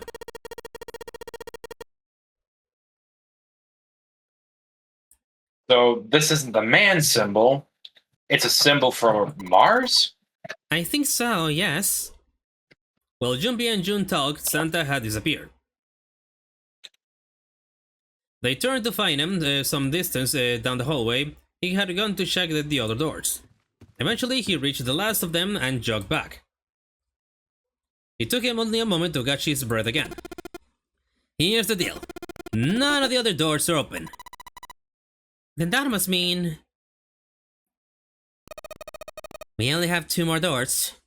Lotus examined the doors on either side of the larger double door. Each one had a metal plate attached to it. Junpei figured they were probably room numbers. The door on the left read B92. And the door on the right proclaimed that it led to B93. Alright. Alright, let's open them. Yeah. Junpei put his hand on the doorknob for the door that said room 92. Set to move to the door to room 93. They made it through the numbered door alive. There was nothing more to be afraid of. Junpei and Santa looked at each other and nodded. 1, 2, 3. In unison, they pushed against their respective doors, and promptly found themselves in a new room. Jun followed Junpei as he threw open his door. They turned around and saw that the door on the other side was open as well. Through the door was another person, his mouth agape. It was Santa. Hey, it opened. Yeah, it did. Junpei and Santa looked at each other. They had not expected the doors to yield so easily. Lotus' calm voice broke into their thoughts. Maybe this is all Hero's plan. I can't say I enjoy being treated like someone's puppet.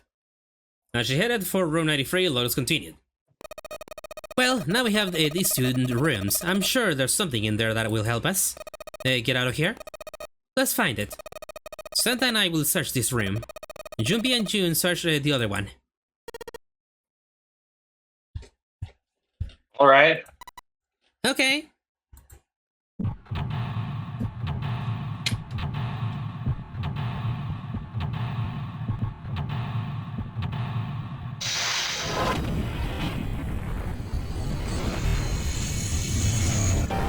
Seek a way out. Alright, here we go again. Yep. Alright. Where to, my guy? Okay. Okay. Might as well check out that vase, or vase, right in the corner there. The vase looks expensive. I wonder how much we could get for it. Are you gonna steal it? Hehehe. Oh my god. Can we inspect it again? Looks like a valuable vase. Blah, blah.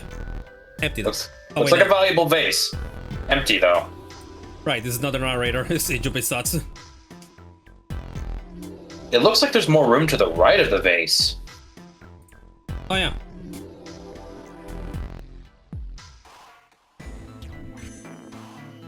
I guess you click on the arrow. And try the door. A shower.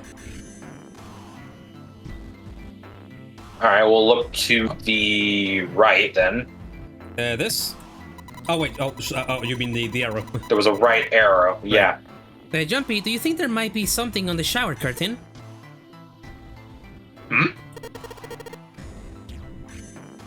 Well, maybe. You wanna try closing it? Well. Nothing weird to Crunchy sounds. it. Yeah, sorry, my Nintendo DS is just lagging a bit. So, do you want to close it or... Right. Yeah, reopen it. There doesn't seem to be anything here. Yeah, you're right. Let's put it back. Alright. There we go. That's a toilet. Now let's check the toilet. There's nothing there. The tank's empty too. There isn't even any water in it. Damn. Alright, toilet paper. A collection of full and partially depleted rolls of toilet paper. Someone was well prepared. There's nothing too suspicious about it. What about the light? Can we check the light? Nope. No. Okay. Yeah, look back to the left. Let's check the knobs of the shower itself. That's the shower knob. Let's see if anything happens when we turn it. No water's coming out. What about the blue thing?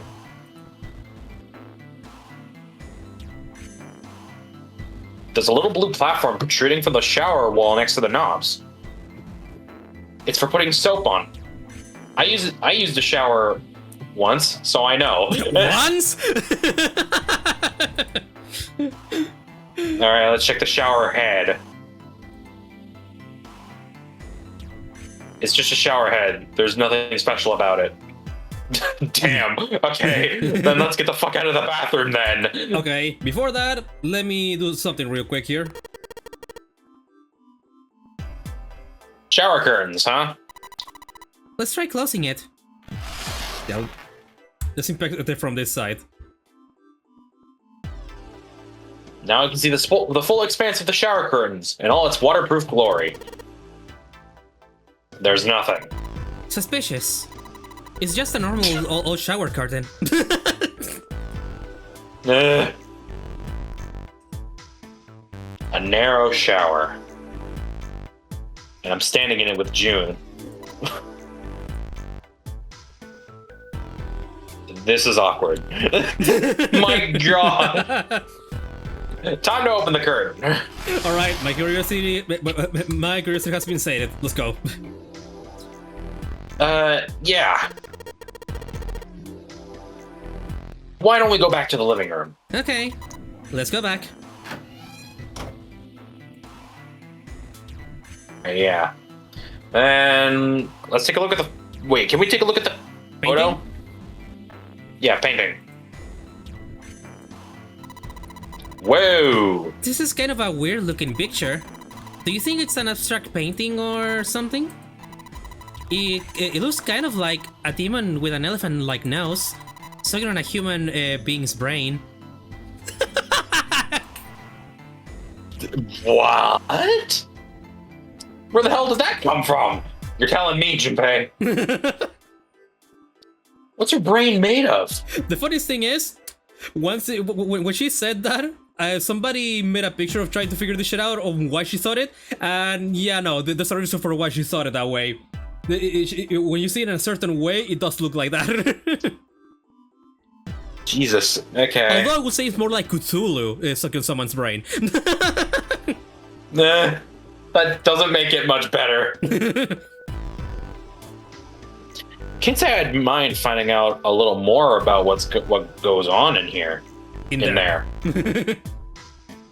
All right, let's look to the right. Those look like drawers This? in the corner. Yeah, all of those look like drawers. It's a display case. But there's nothing being displayed. How sad. Looks like the drawers are empty too. Oh, man.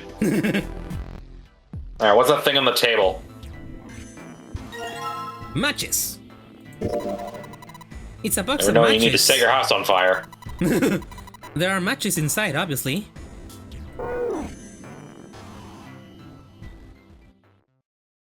Junpei looked down blankly at what he was holding, then up to June.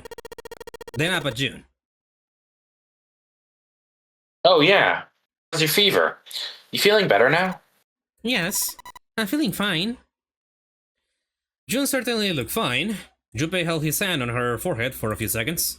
It seemed her fever really had gone down.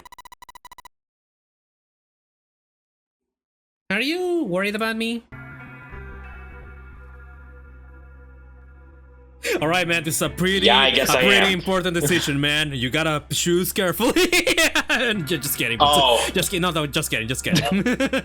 I was gonna say, well, yeah, I guess I am. Yeah, I guess I am. Jumpy blushed and giggled. By the way, Jumpy?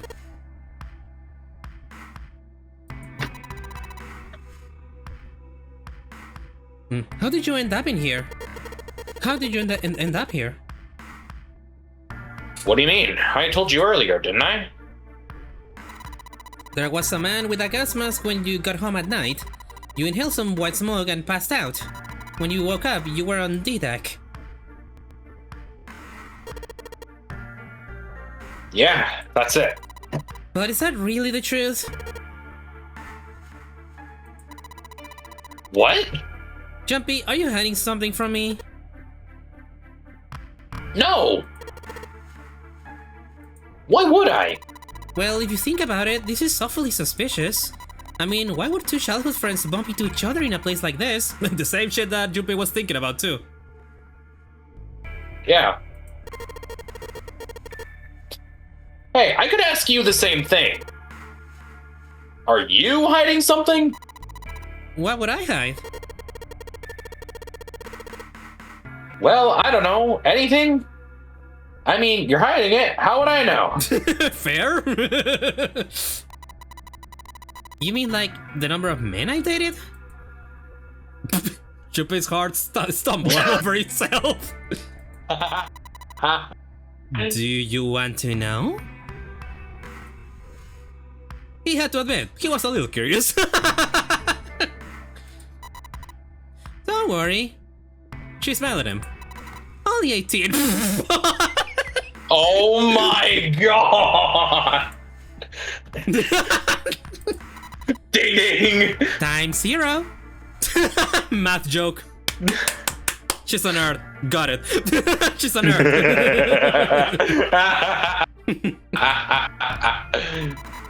Yeah, I guess I just haven't met Mr. Right yet. June looked a little embarrassed and scratched the back of her head in a desperate attempt to seem nonchalant. Junpei coughed quietly in much the same way. Anyway, I'm not hiding anything. Just like you, Jumpy. When I woke up, I was on D-Deck. Well, you do have a point. I mean, why did Zero pick us? You haven't seen each other since elementary school. June nodded, and for a few minutes, she had the faraway look of someone in deep thought. Look for what connects the victims that will lead you to the culprit. Do you remember Seven saying something like that? Yeah, I do. So? Well, that's what I'm saying. I think this must all have something to do with a classmate of ours. You got any ideas who it might be? No, nothing. Oh. Well, if it had something to do with school, then it could be one of our teachers, or maybe the principal. Or the janitor or the lunch lady? On their salary? No way. Not even teachers. No, I can barely remember any of them. If anything, the principal would be the most likely to be a millionaire. Yeah. Yeah? Yeah, I know. Junpei went back to searching, feeling unpleasant and confused. Elementary school. Elementary school. Was there anything strange that had happened in elementary school? That's one for your thought cloud. Keep it in mind. As he searched the room, he continued to rack his brain. Yeah, I'll be giving you bits and pieces for you to connect the puzzle because, man, I wish somebody would do some shit like that to me. Because you never really know what's exactly more or less to have in mind, and I'm giving you the hint to keep this in mind. Yeah. Okay.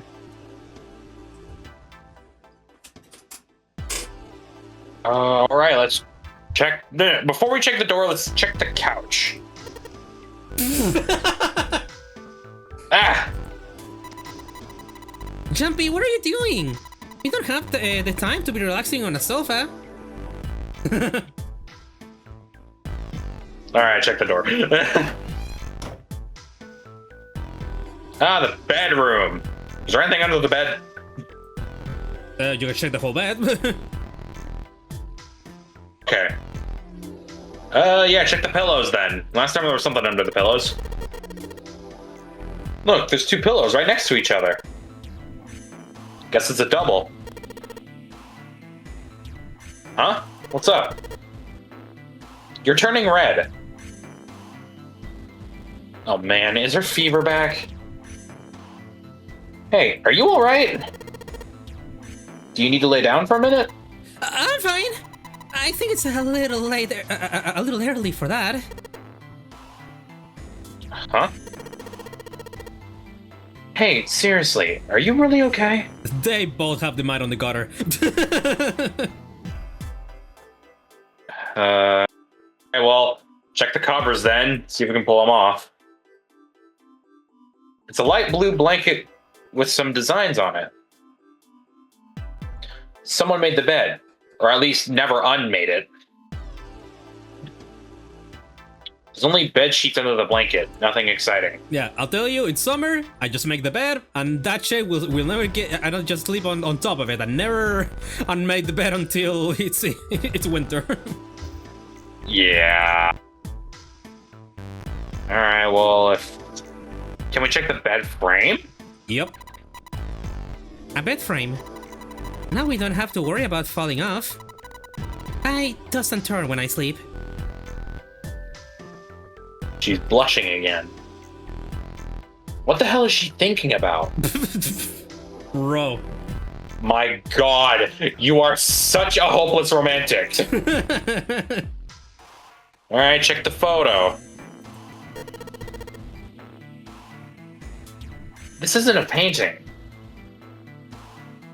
Is it a map? It looks like a map of the ship's interior. This is a great find. I think it'll be really useful. Let's take it with us. It is now possible to use the map screen.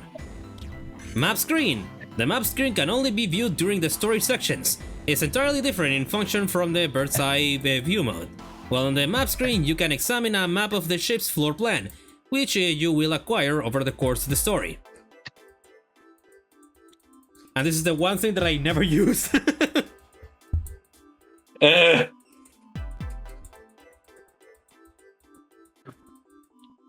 Okay, there we go. Nope. Oh, they're gonna give us a map tutorial. Oh. Junpei took one last look at the map, then folded it up and slid it back into his pocket. Jun looked up as he closed it. The ship is bigger than I thought. Yeah, it's probably about 900 feet long. Must be one of those fancy cruise ships. Of course, it doesn't really look like a cruise ship. Everything in here is really retro. even if it's some sort of style choice, there's just too much. Do you remember what Zero said? Oh, here we go again. Give a minute. On April 14, 1912, the famous ocean liner, the Titanic, crashed into an iceberg. After remaining afloat for 2 hours and 40 minutes, it sank beneath the water. Oh, fuck. You know what? Yeah, sure, say.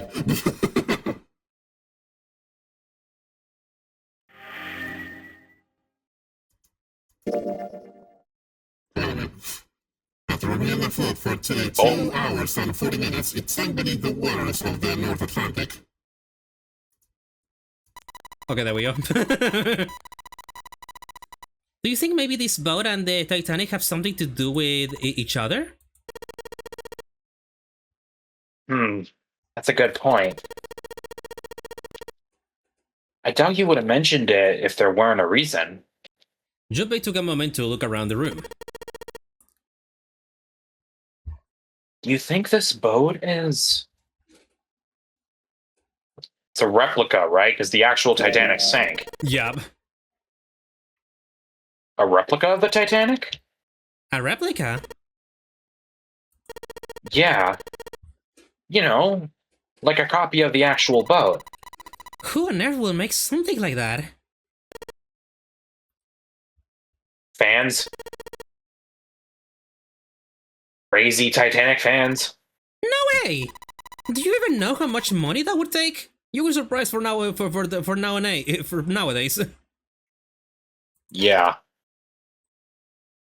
No idea.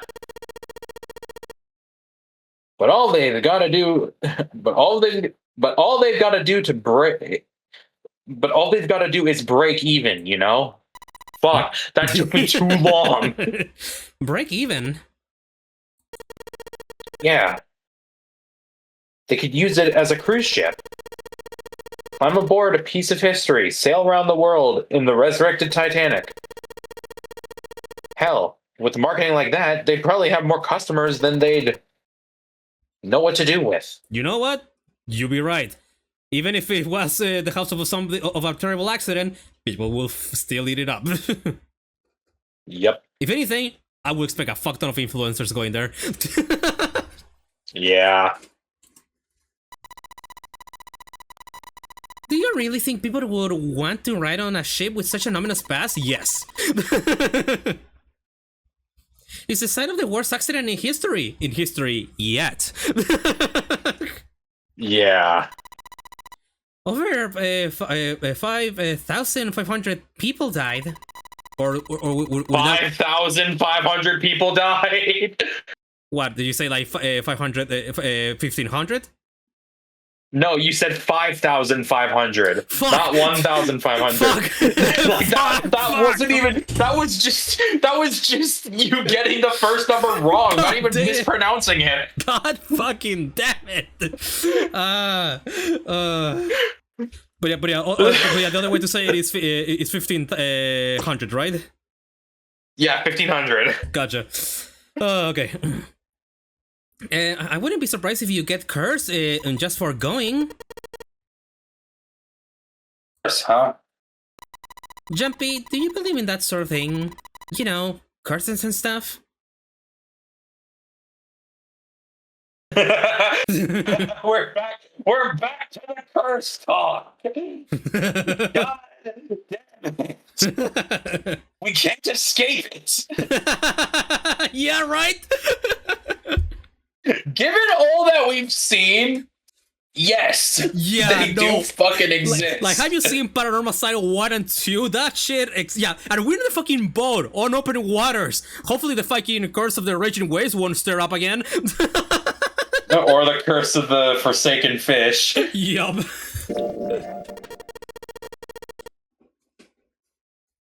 Yeah, well, I guess so, to a certain extent. You'll be scratching his temple. What about you? Nah, I guess that's kind of a dumb question. Yes, I do believe in curses. In fact, I think it was a curse that sunk the Titanic. Oh, is this some what do you call this shit again? Not a crackhead theory. Conspiracy theory. There we go. Yeah, conspiracy theory. Where the fuck did you get crackhead theory from? Internet. I'm not surprised. I don't even know why I was surprised. What? A curse on the Titanic. The curse of the Egyptian mummy. What the fuck does that have to do with the Titanic? At least Paranormal Site made it make sense. It's an Egyptian mummy to do with the Titanic sinking. The curse of Ra.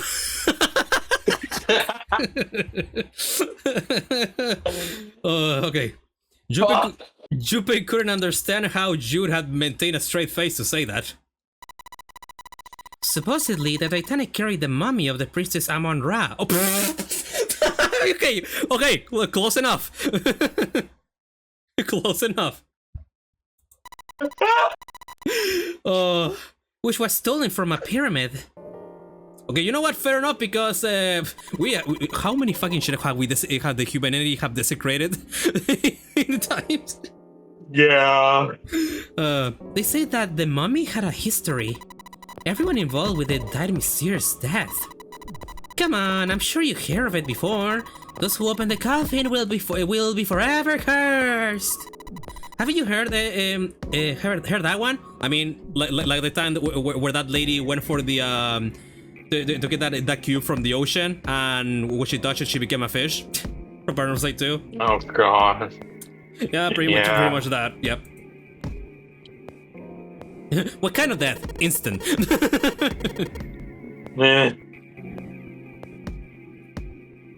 So you're saying that the Titanic sunk because of that curse? That's right. Inside had lit up with excitement, like a child with a new toy. She's like Joko. She's like Joko before we discovered she was super evil. She's somebody that's, oh my that's god, like into the occult right. and stuff like that. You're fucking right. It's just Yoko again. Yeah, it's Joko without the evil.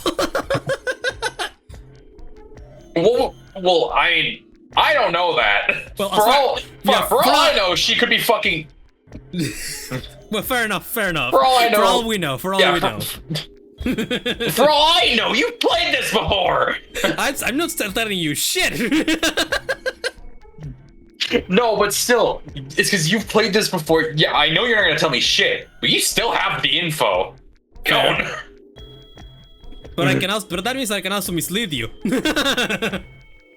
Fuck you.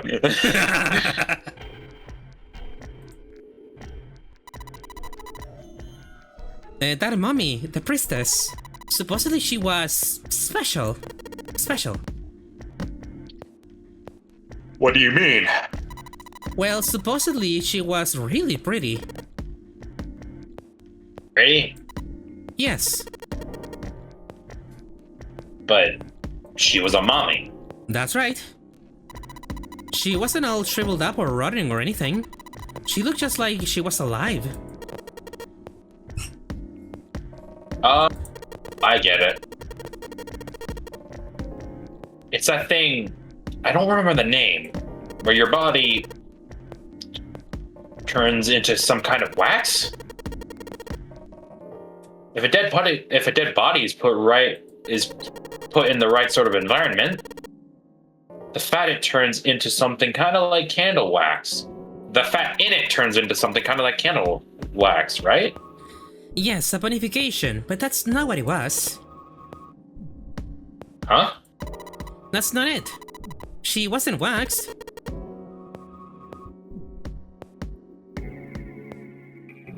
Then what was it? They say she was frozen. Oh, what? Wow. What? Frozen? That's right. The whole body was frozen solid. Do you know how a human body is more than 60% water? Well, all of that water was frozen. The story says that from the time of its discovery, all the way through to when it got put on the Titanic, Even though it was carried through the desert, her body never melted. Lady, you're losing me. Okay, so when you freeze to death because you have water inside and all that gets frozen, basically. Yeah, I know. But the fact that it never thawed. Right. Juna and Junpei talk a little more. That's where you lose me. And then went back to their investigation. Yeah. You know, you and a lot of other people that play this for the first time. No, Probably. She's a bit of the neurodivergent sort.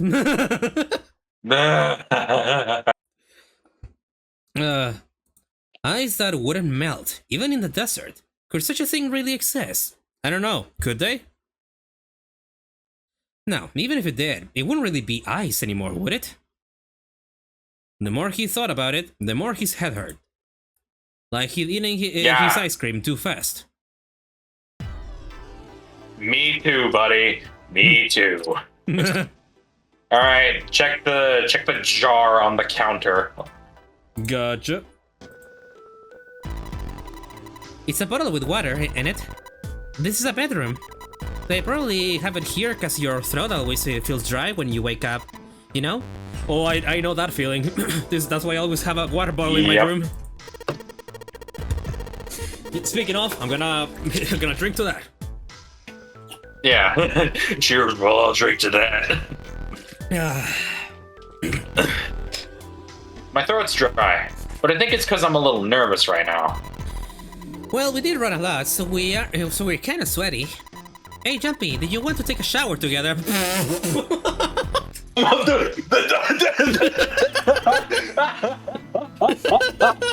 I was drinking water, I would spit it out.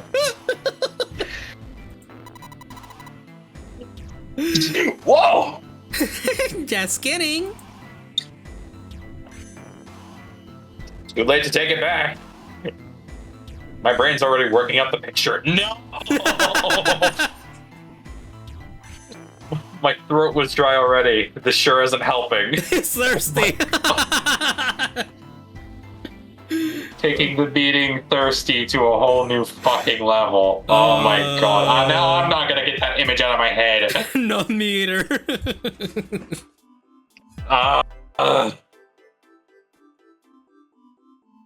Can we pause real quick so I can go get some fucking water? Because my water bottle ran out like Why, you're 30 thirsty? minutes ago. Shut up. Okay, boss. Alright, we're back on board. Pun intended. Yep. So, where to? Yeah, well, obviously the mirror is going to be the next thing, so let's take a look at the stool. The chair that...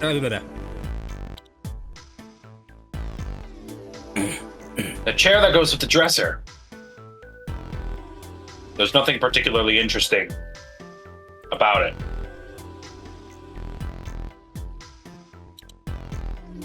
Alright, check the mirror then.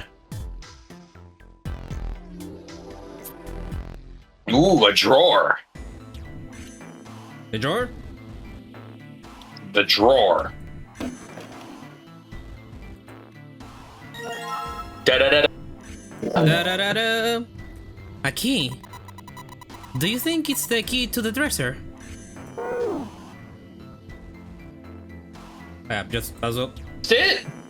Yeah, that's it. This is the mirror of the dresser. And now she's playing with her hair. Does she even realize she's doing that? Hey. We don't have time for that.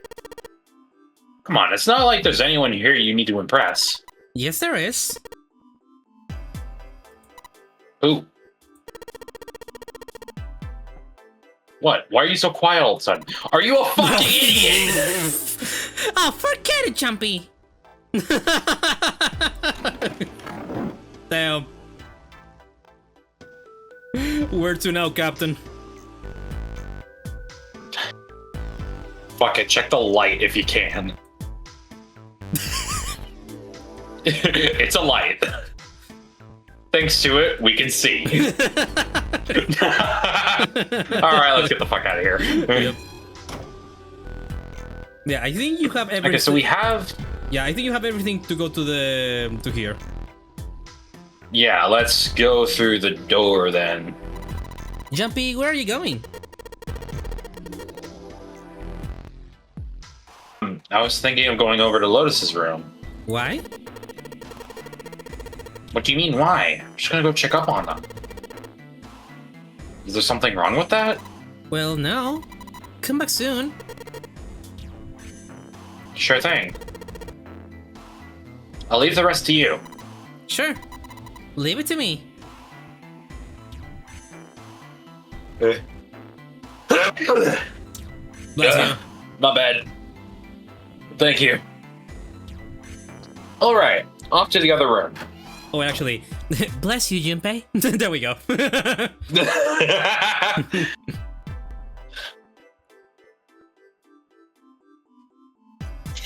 Okay, is this... Wait. The photo. Mm-hmm. Do I check it? Yeah, check it. There's a square tile in this frame. It's glued in there quite well. I don't think you can take it out. Wait a minute. That corner is similar to the one in our room. You don't say. Alright, check the vase.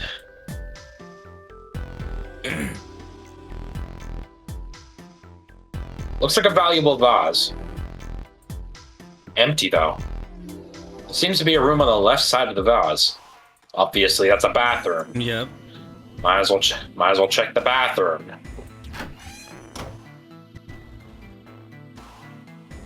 No curtains. Must be poor.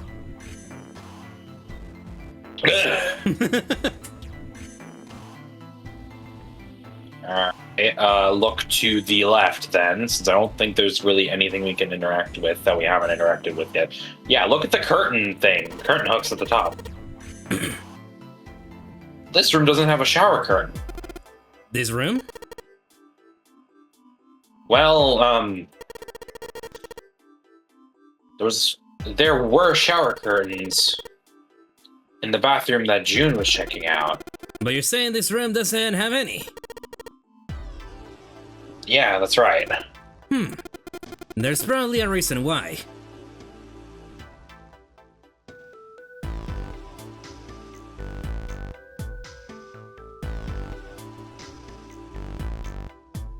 I want to check the toilet. Is there anything in the toilet? Guess not. The tank's empty too. Check the paper. Some toilet paper. We got 2 rolls, I guess. My god. Okay, check the other, like, go to the right. Have we checked the wall? Nope. This is the bathroom wall. The whole wall is covered in these square tiles. Thank you. Anyway, yeah, I guess check the knobs, the soap thing, and the head. That's the shower knob. I tried turning it, but no water comes out. This thing's a little shelf for putting soap on. Whoa, look! Junpei! There's a mushroom growing out of the wall! That's a shower head. I was waiting for that. Alright, let's leave. I think we're done here. For the moment, at least. Alright. Yeah, look that way. Ooh! Wait! Candle! A candle with a candlestick. This might come in handy. It's a candle, Junpei. It's on an iron candlestick. That's a pretty big candle. If we lit it, it'll probably get really bright. Don't light it yet. Wait till it gets dark. And check the display case. Well, this is a display case. Check it out. These plates and shit look really expensive. You wanna take a look?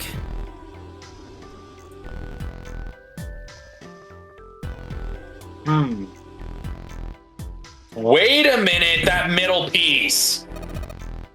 This tile. I think I've seen it somewhere. Yeah, I know. It kinda looks like the one we saw in the other room.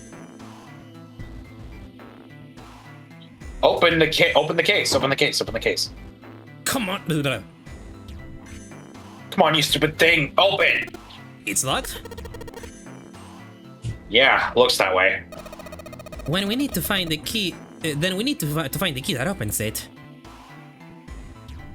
Well, we just so happen to have a key. Damn. Guess this is the wrong key. Well, fuck me, I guess. Well, that means there's gotta be another one somewhere around here.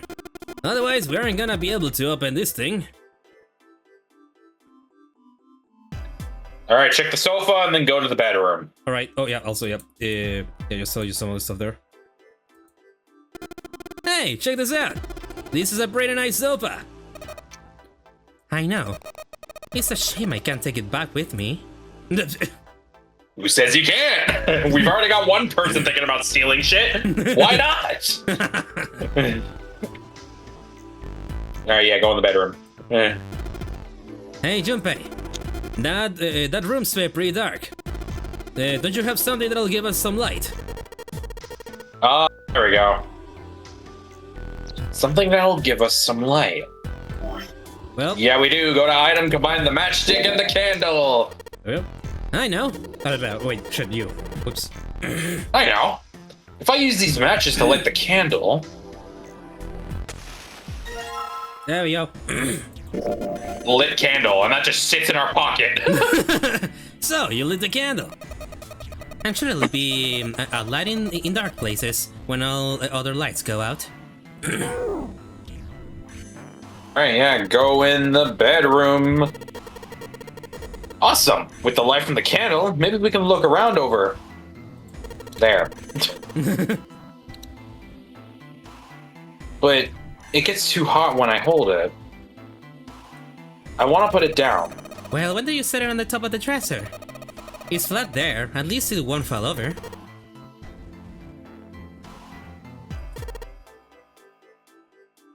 Oh, yeah, good idea. There you go. Yippee. It got pretty bright.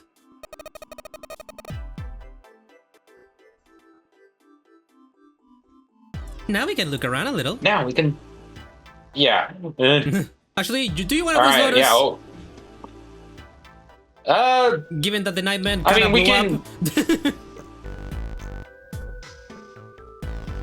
I mean, we can switch between her from time to... You've already been voicing her for most of this episode. We can talk about this off episode. Fair. Actually, speaking of episode, how are we doing on time? And we're pretty great, and also, you know, this, the size is not a problem right now with this series.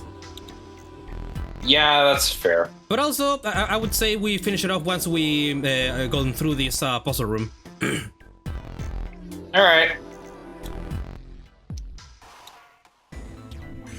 So yeah, open the drawer. Yeah, I was waiting for you. You're the captain.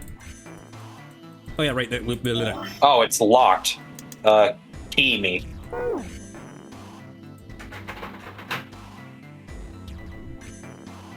Let's see if this... Yes! Yes, it worked! Alright, open it. Ah! The plot thickens!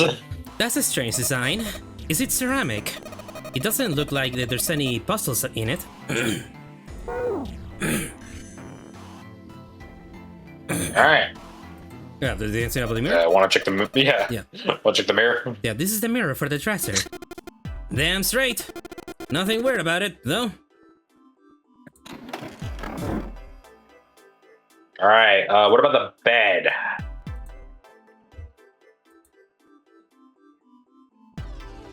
Oh, something in the middle. Curtain. A curtain, huh? Well, it's got all these metal rings, probably, so you're gonna could hang it from something, you know? Yes, but it doesn't look like a normal carton. The way it feels is, I think it's probably waterproof, which would make this a shower curtain. A shower curtain, huh? Alright, check the pillow then, just to be safe. 2 pillows in a pile. Oh. A pile of pillows. Is that supposed to be some kind of joke? Hey, calm down.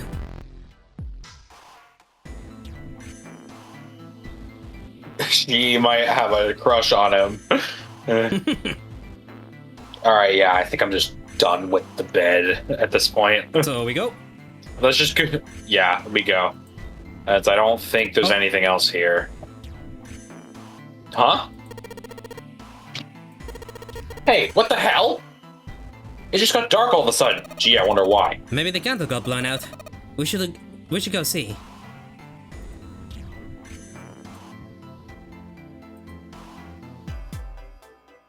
There's a candlestick covered in melted wax on the top of the dresser. Where's the wax? Hey. They didn't have the budget, I guess.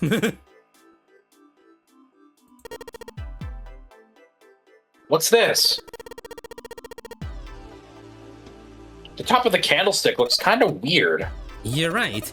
It's all bumpy. The part of the candlestick where the candle goes looks like a key. A key, huh? I think I ran into a lock I couldn't open earlier. Probably the display case, right?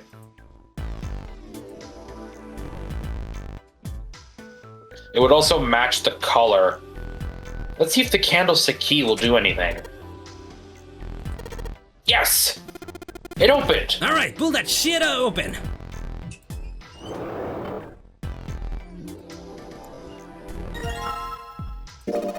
Cha-ching. Hey, don't you think the pattern on that tile looks like something? Yeah, I think I saw it somewhere. Alright, let's go back to the bathroom real quick and put the shower curtain back on.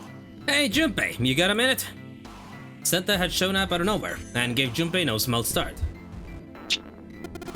Here, take this. Santa pulled something out of his pocket. It looked like a bookmark. It had a 4-leaf clover in it. What is this? I found it in between some of the cushions on the sofa. Pretty sure it ain't gonna be any help to us, but I figure we might as well hang on to it. Anyway.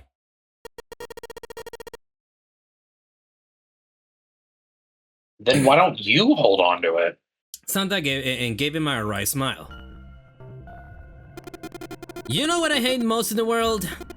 I got 4 things. Hope, faith, love, and luck. Hope, faith, love, and luck? Damn straight. And you hate these things? Yeah, you got a problem with that? Not really, but... Junpei tried to figure out how best to phrase what he wanted to say. What does the bookmark have to do with any of that? It's a 4-leaf clover, dumbass! Damn, you figured it out faster than Junpei. Santa scratched the back of his ear and looked awkward. Well, see, each leaf on the 4-leaf clover has a meaning to it, okay? And that meaning is pretty much those 4 words. It's like a flower language. Well, I guess it's not a flower, is it? So, a leaf language, I guess. Yeah, you could call it leaf word. You could call them leaf words. Leaf words? Junpei look at the bookmark. Hope, faith, love, and luck.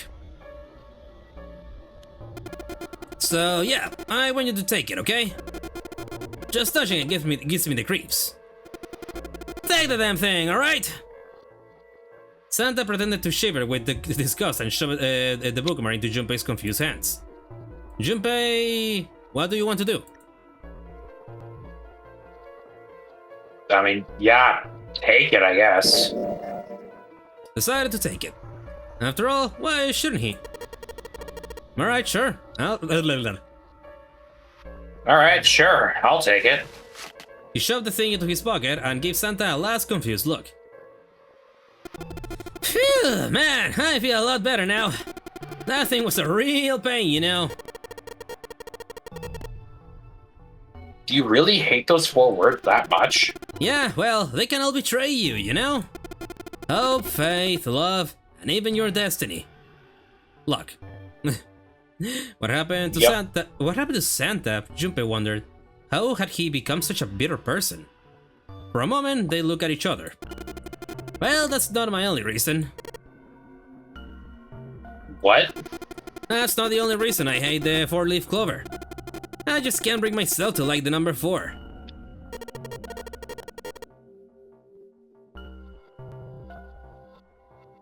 What?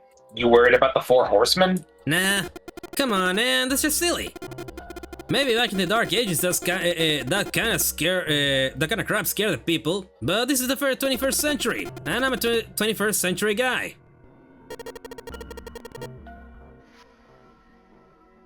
Then why do you hate 4 so much? Oh yeah, I actually tell you this, but curious enough, the 4 is a lot of bad luck in Japanese because the number 4 is also pronounced with the same characters as death. So I'm thinking that, yeah, he never says this, I'll tell you that much, but that's pretty much also the main reason for why. Yeah, he's not even Santa. All fucked up Japanese people know that 4 basically is a very bad luck number for basically meaning death. Yeah. Guess it's a half-ass number. Not the best or the worst. That's why. What? 9 is a way better number. So what if it's last place, right? At least it's not some lame-ass middle number. Santa's explanation made no sense. Junpei was even more confused than before. You play? Play?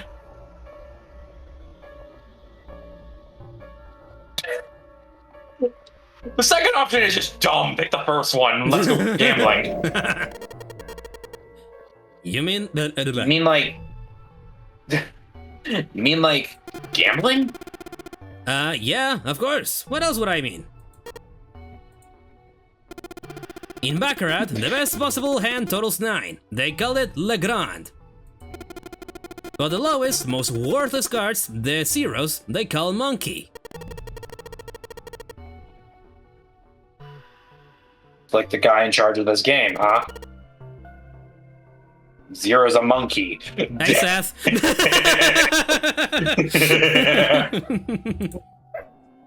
Thanks, Frieza. Santa blinked, utterly stunned. Then he began to laugh.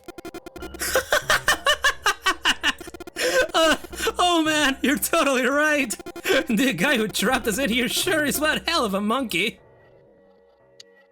That was when Lotus spoke up. You know, you think about it, the Norway game is really a lot like Baccarat. Apparently, she'd been listening. Of course, it doesn't use any of that stupid digital root junk. You just drop the 10th digit and that's it. Still, it does have the same idea of your final number needing to be a single digit. Ah, yeah, I guess you got a point. And in both games, whoever has 9 wins. Person who makes 9 wins? Did you forget already?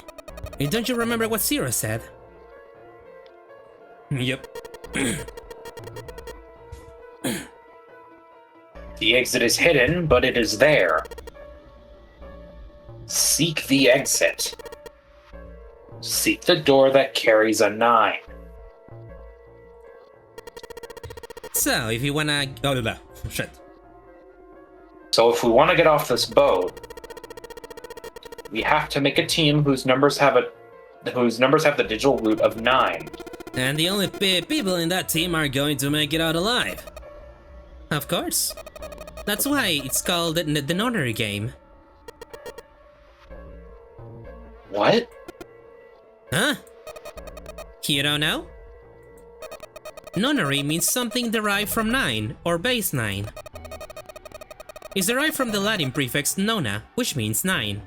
And there you have your answer, or what's a Gnori game? What does it mean? Yeah. While we're at it, the prefix for 1 is uni.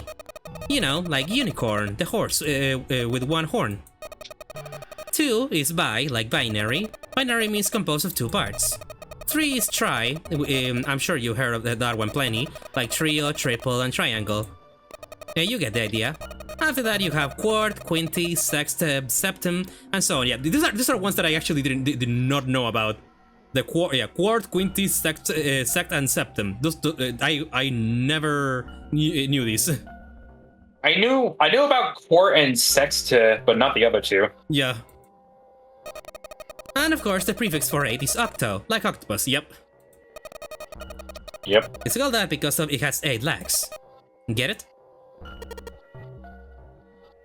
I see. So nona means 9. Lotus nodded. So how many of us are trapped on this ship? That'd be 9. And what are the bracelet numbers we have? They go from 1 to 9. And our time limit? How many hours did we have?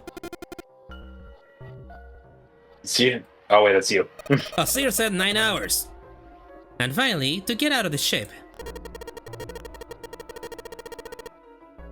We need to find the door with a 9 that's hidden somewhere in the ship. And also, when the doors open, they stay open for 9 seconds, and when they close, the people inside have 81 seconds to get to the dead, and 81 seconds, the digital root of that is 9. Yeah, it's also 9 times 9, I believe. Yep. Well, and yeah. And by making a team with a digital root of 9.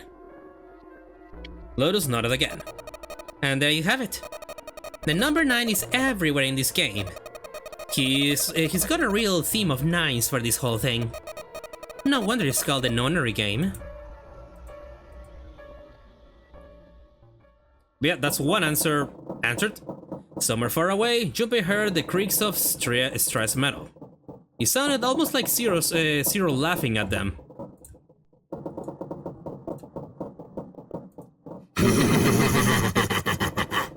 There we go. All I heard was a huff, Oh, but damn. sure. Damn it. Yeah, a lot of the times on my end, at least, it comes up in the recording, right? Yeah, and the recording should come around. Yeah, for me, it's probably because Discord and voice mod has never gone along, but I mean, technically, a majority of it gets cut. yeah, I for mean, me. technically, I'm not using voice mod. I'm just using an add-on on OBS. But damn, Ah, I thought you were using voice mod. nope. I don't even know how to use that shit. Well, It's very fucking simple. I can show you. I mean, I can kind of show know you. how to do it, but I don't have it. Yeah, it is free, but there is a free version. And whatever, we'll talk about this off recording. Yeah, Let's go. It sounds almost like Zero laughing at them, or the sad, desperate scream of a pig headed to the slaughterhouse. Damn. All right, let's go put the shower curtain on. Yep.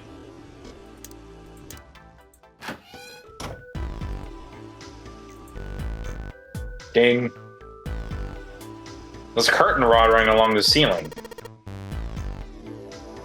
Let's put that shower curtain on those hooks. There's something wedged in there. Yep. Let's try spreading the curtains. There's a hole. Wow, that's a pretty obvious peephole. Somebody's really dedicated. Oh, with a hole this big, you gotta wonder if maybe they wanted to be caught. So, you're saying maybe the one getting spied on was into that shit?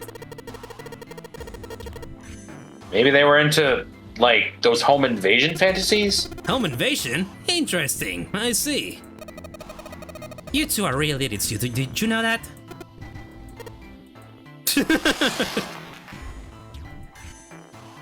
Okay, yeah, close the curtain here. Let's try spreading the curtains.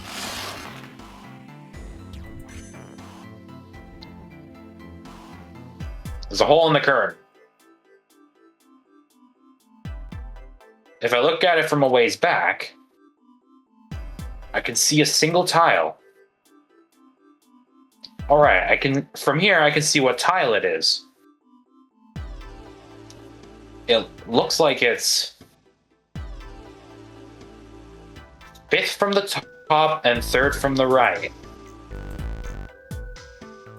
Oh, we gotta go into the other room and press that one. Alrighty.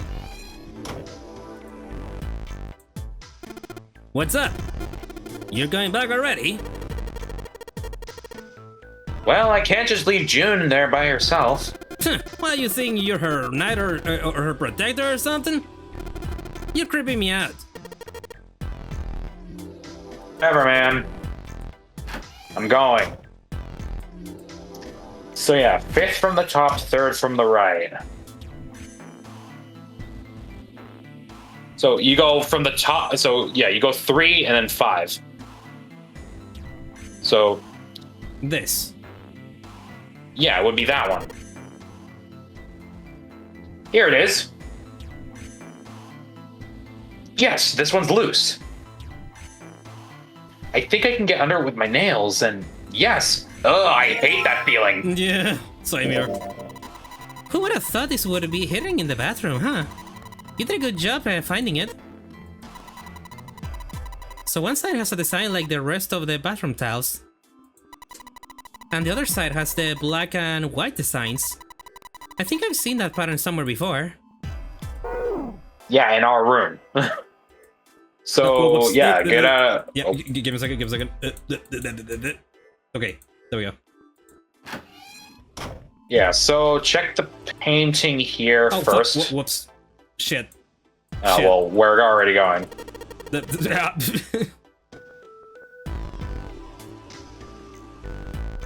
Keep going. Okay, yeah, let's just go back. No, Junpei, if you miss her so much, you don't have to keep coming back here.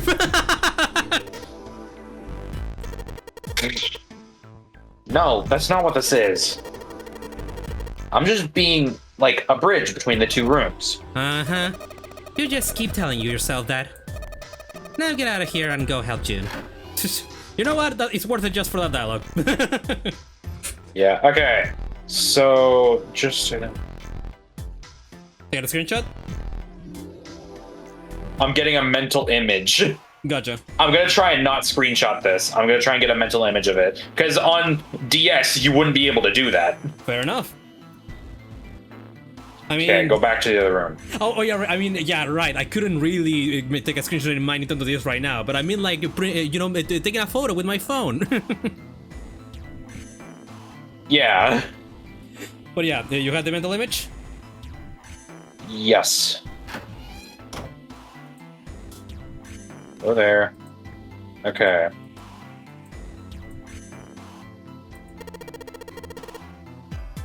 Alright, I'm gonna give it a shot. Okay, yeah. So, okay. One in the bottom... Yeah, wait, hold on. Yeah, bottom right. Bottom Rotate right? it. Rotate it again. That one moves to the top top left. Okay. Okay. Yeah, just rotate the one at the top right. You made that shit Okay. real quick, holy shit. Yeah, see? I'm not incompetent! Fuck yeah. Need screenshots. My bro. Yes, I did it. There, picture complete. And there goes the frame. What's this? What do you mean, what's this? Pretty obvious, isn't it? It's a hole in the wall. Like a hidden save or something, you know? Anyway, let's take a look. I think there's something inside. It's a key. Whoa! Ah. This is one of those Mars symbols. The door at the end of the hallway. it has the same symbol engraved on the keyhole. Then, that's gotta mean... Yes, we can use this key to get through that door.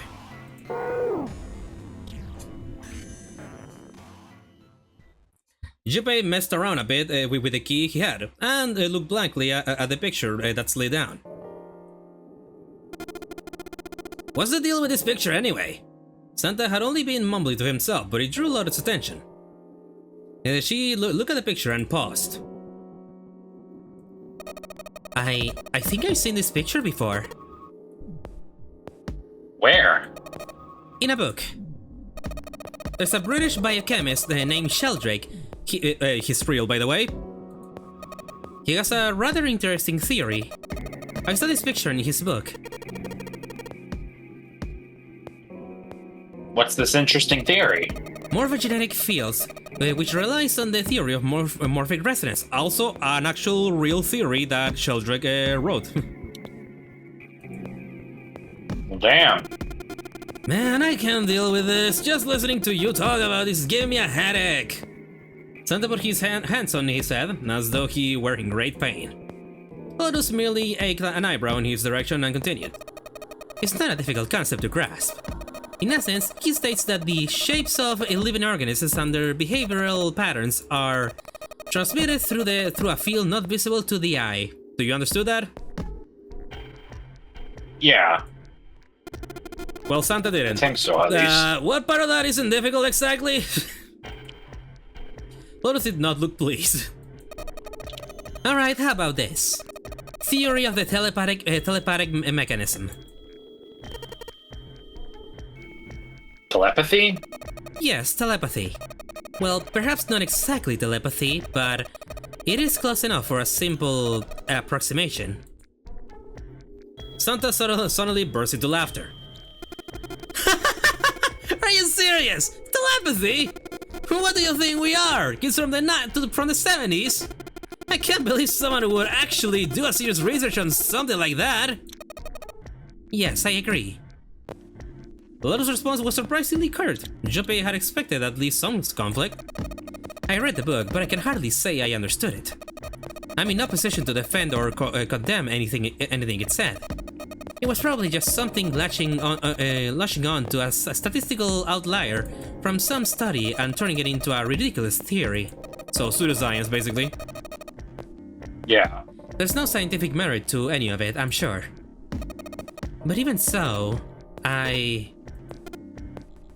Although I'll tell you this, there's a lot. You know what they say? Reality sometimes is stranger than fiction, and there's some shit that sometimes happen that can make that theory be real, but who knows? Yeah. Anyway, I saw a picture like that like that one in his book. Lotus indicated the picture they'd all been looking at. After a moment, she walked up to the strange picture, examined it, and then spoke. Hey, what do you think this picture looks like? Santa answered first. What do you mean? Isn't it just like abstract or something like that? It's just black and white scribbles, there's no meaning there. That's it. What about you, Junpei? Does it look like anything to you?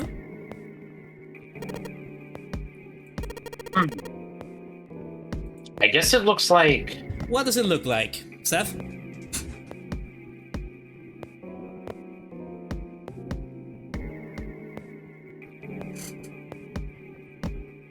What the fuck?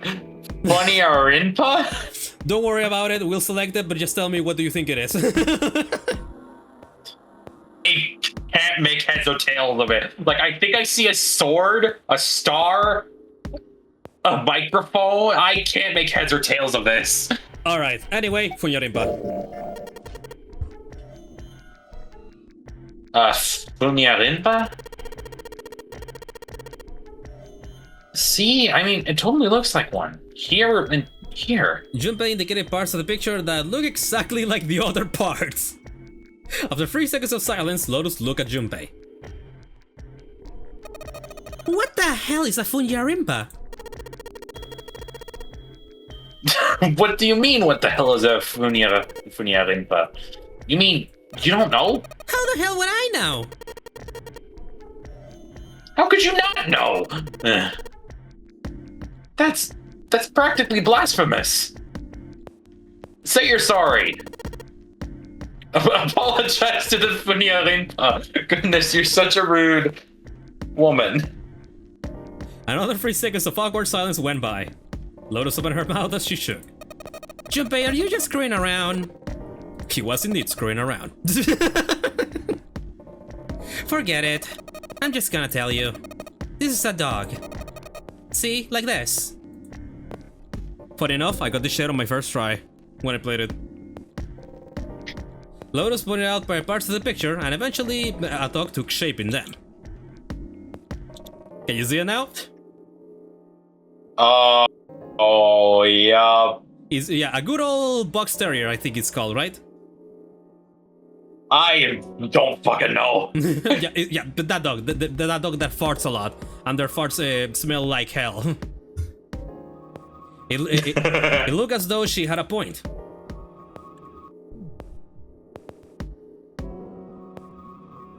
What I still don't believe is, I see some other people that play through it, and there's always a select few that still don't see it, and for some reason, for the life of them, they cannot see it. And meanwhile, I'm like, bro, once they show it to me, I like. Actually, now that I saw the picture of the dog, I can actually see it now. Yeah, same here. Like, I can actually see it, and I still don't understand how there's still people that don't see it after that. They're saying, yeah, like, I can see the dog's face. I can see the dog's face, its ear, its like front legs. It looks like it's wearing a bow tie, actually. Yeah, actually, it was a dog. Santa also nodded in agreement. So now we know it's a picture of. Now we know what it's a picture of, but I don't see how that helps us. Notice they nodded. Man began to speak. A TV show from Great Britain did an experiment once. They took two similar pictures. Both of them were difficult to identify initially, but once you figured out the answer, you couldn't see it as anything else. You're right about that one. Yep. The first picture was a woman wearing a hat, and the other one, well, to make it easier, let's just say it was this picture of a dog. So, their experiment. First, they send the pictures to other parts of the world where British radio and television didn't reach, to Ireland, the US, Africa, Europe, etc. Then, in each country, they gather a number of the test subjects. All in all, there were roughly 1,000 people. Those 1,000 people were shown 2 pictures and asked, "What does this picture look like to you?" The results in and of themselves were not terribly interesting. 9.2% of the people saw the lady in the lady picture. 3.9% saw the dog in the dog picture. Then 2 days later, they broadcast a new show. During the 30-minute show, they broadcast the dog picture in its solution. The audience was estimated to be 200,000 people. After the broadcast, it could be assumed that the number of people who knew the solution to the dog picture now total over 200,000 people. After another 2 days had passed, they gathered a number of research subjects from areas within British TV and radio did not exist. This time, they were only able to find a sample of roughly 850 people. Naturally, none of them were people who had participated in the first test.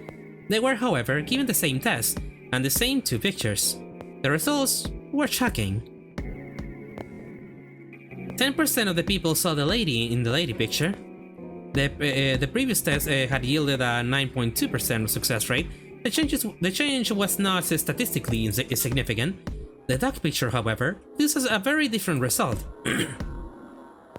The percentage of people able to successfully find the dog grew from 3.9 to 6.8, a very significant increase. So, do you understand? Do you realize the significance of this experiment? There was no way the second group could have seen the picture. They lived far away from Britain and couldn't have seen the picture. But even so, it was only the success rate for the dog picture that went up. Why? How did that happen? What does it mean? Lotus looked back and forth, from Junpei to Santa and back again. Normally calm and collected, she looked now as though she were very nearly possessed, and there was something manic about her manner. Santa took an involuntary step backward. Jupiter didn't budge and stared straight back into Lotus' eyes. Does this have something to do with that field or whatever it was that you were talking about earlier? A field not visible to the eye. So if more people know the answer, then information will pass through the field.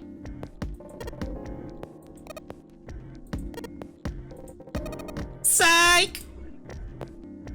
Her manner suddenly shifted, and Lotus smiled broadly at Junpei and Santa. She waved her hand dismissively, doing her best to laugh the whole confrontation off. Oh, I was just kidding. You really shouldn't take me seriously. Well, I mean, the things I just told you about are true. They really did happen. But the results of that experiment really aren't anything to go by. They could have easily falsified them. In the end, I'm sure they were just in it for the ratings. They are a TV station, after all. At last, it seemed that Santa had gained control of his composure. Right! Man, I gotta admit, you had me there for a minute. I really thought you were serious. Of course not. Like I told you before, I'm sure it's all just pseudoscience. Okay, right. Santa and Lotus laughed and gave one another jovial claps on the shoulder. Junpei, however, didn't feel so much like laughing. Something felt wrong, unclear. Alright, enough nonsense. We got the key, let's get out of here. Reward. Lotus and Santa walk away from the picture. But Junpei stayed staring at the picture of the dog. A field not visible to the naked eye. Morphogenetic field. The more he thought about it, the more his head hurt. So keep this one on your records, on your mind too. Let me write this shit down before you continue. Yep.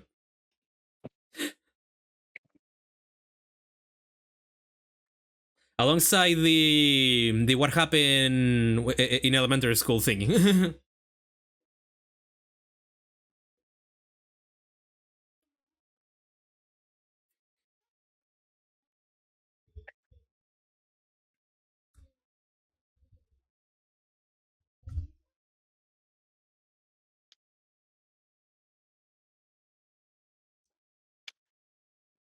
Okay, got it. Alrighty.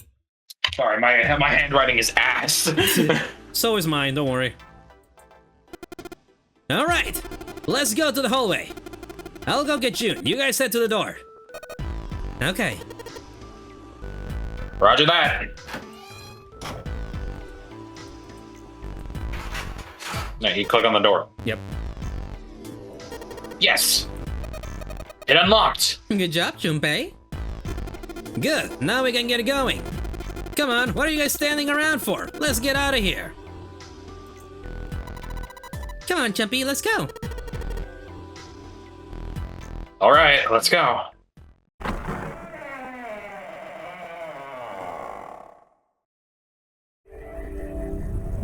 You found it. Ding. They step through the door to find themselves in a wide hallway. And that's where we're gonna leave it off for today, guys. I had a feeling. Yup. Oh yeah, let me, there we go. Yeah, let me save to make sure that nothing gets corrupted. Because I'm playing on the Nintendo DS and there's obviously no other way for me to get to here. But yeah, thoughts so far on the story, Seth. What's your mind? Honestly, what are you cooking up to? It's getting fun. I'm glad number 9 is gone. He can go suck a dick for all I care. But yeah, I mean, I'm enjoying this so far. What are your I don't think we have enough info for me to make a proper theory right now. Fair enough. Or Yeah, I should phrase it better. What are some of the things that you have in mind to look forward to getting answered, or some question you have? Same thing. I don't have enough info for that right now. In the future episodes, I definitely will, but this is episode 2. Come on. Fair enough. But yeah. Although, any more thoughts? Yeah. I was gonna say one more thing. I do want to mention I have a love-hate relationship with escape rooms. Because despite me, like, I'm gonna be honest with the fucking picture puzzle. I felt like I had a stroke of luck. I'm gonna be honest, because I'm not perceptive. But then again, that was a piss easy puzzle. Like a puzzle for dumb, stupid babies. You know, I played this game when I was like 8 years old. I think no, not 8, 9 or 10. Oh yeah, no, I played this game when I was 9. Oh my fucking god, 9%. Oh my god, I played this shit when I was 9. Oh my god. But in itself, I managed to solve most of the puzzles, but some of the later ones I struggled because I was a kid. Yeah. Yeah, like I was saying, I am not the most perceptive person.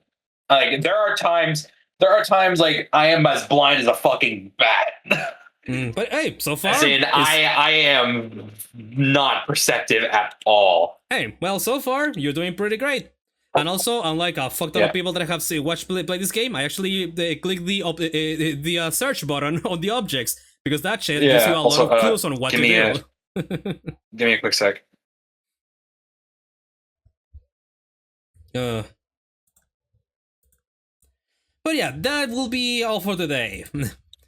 If you guys like this video, please do leave a like and subscribe if you haven't already, and become part of the Discord server so you don't miss out on any uploads to YouTube, and once I have good internet, whenever I go live on Twitch for some more heavy duty games. And with all that, I bid you all, my dear travelers, adieu. So bye bye, have a great day everybody! Bye bye!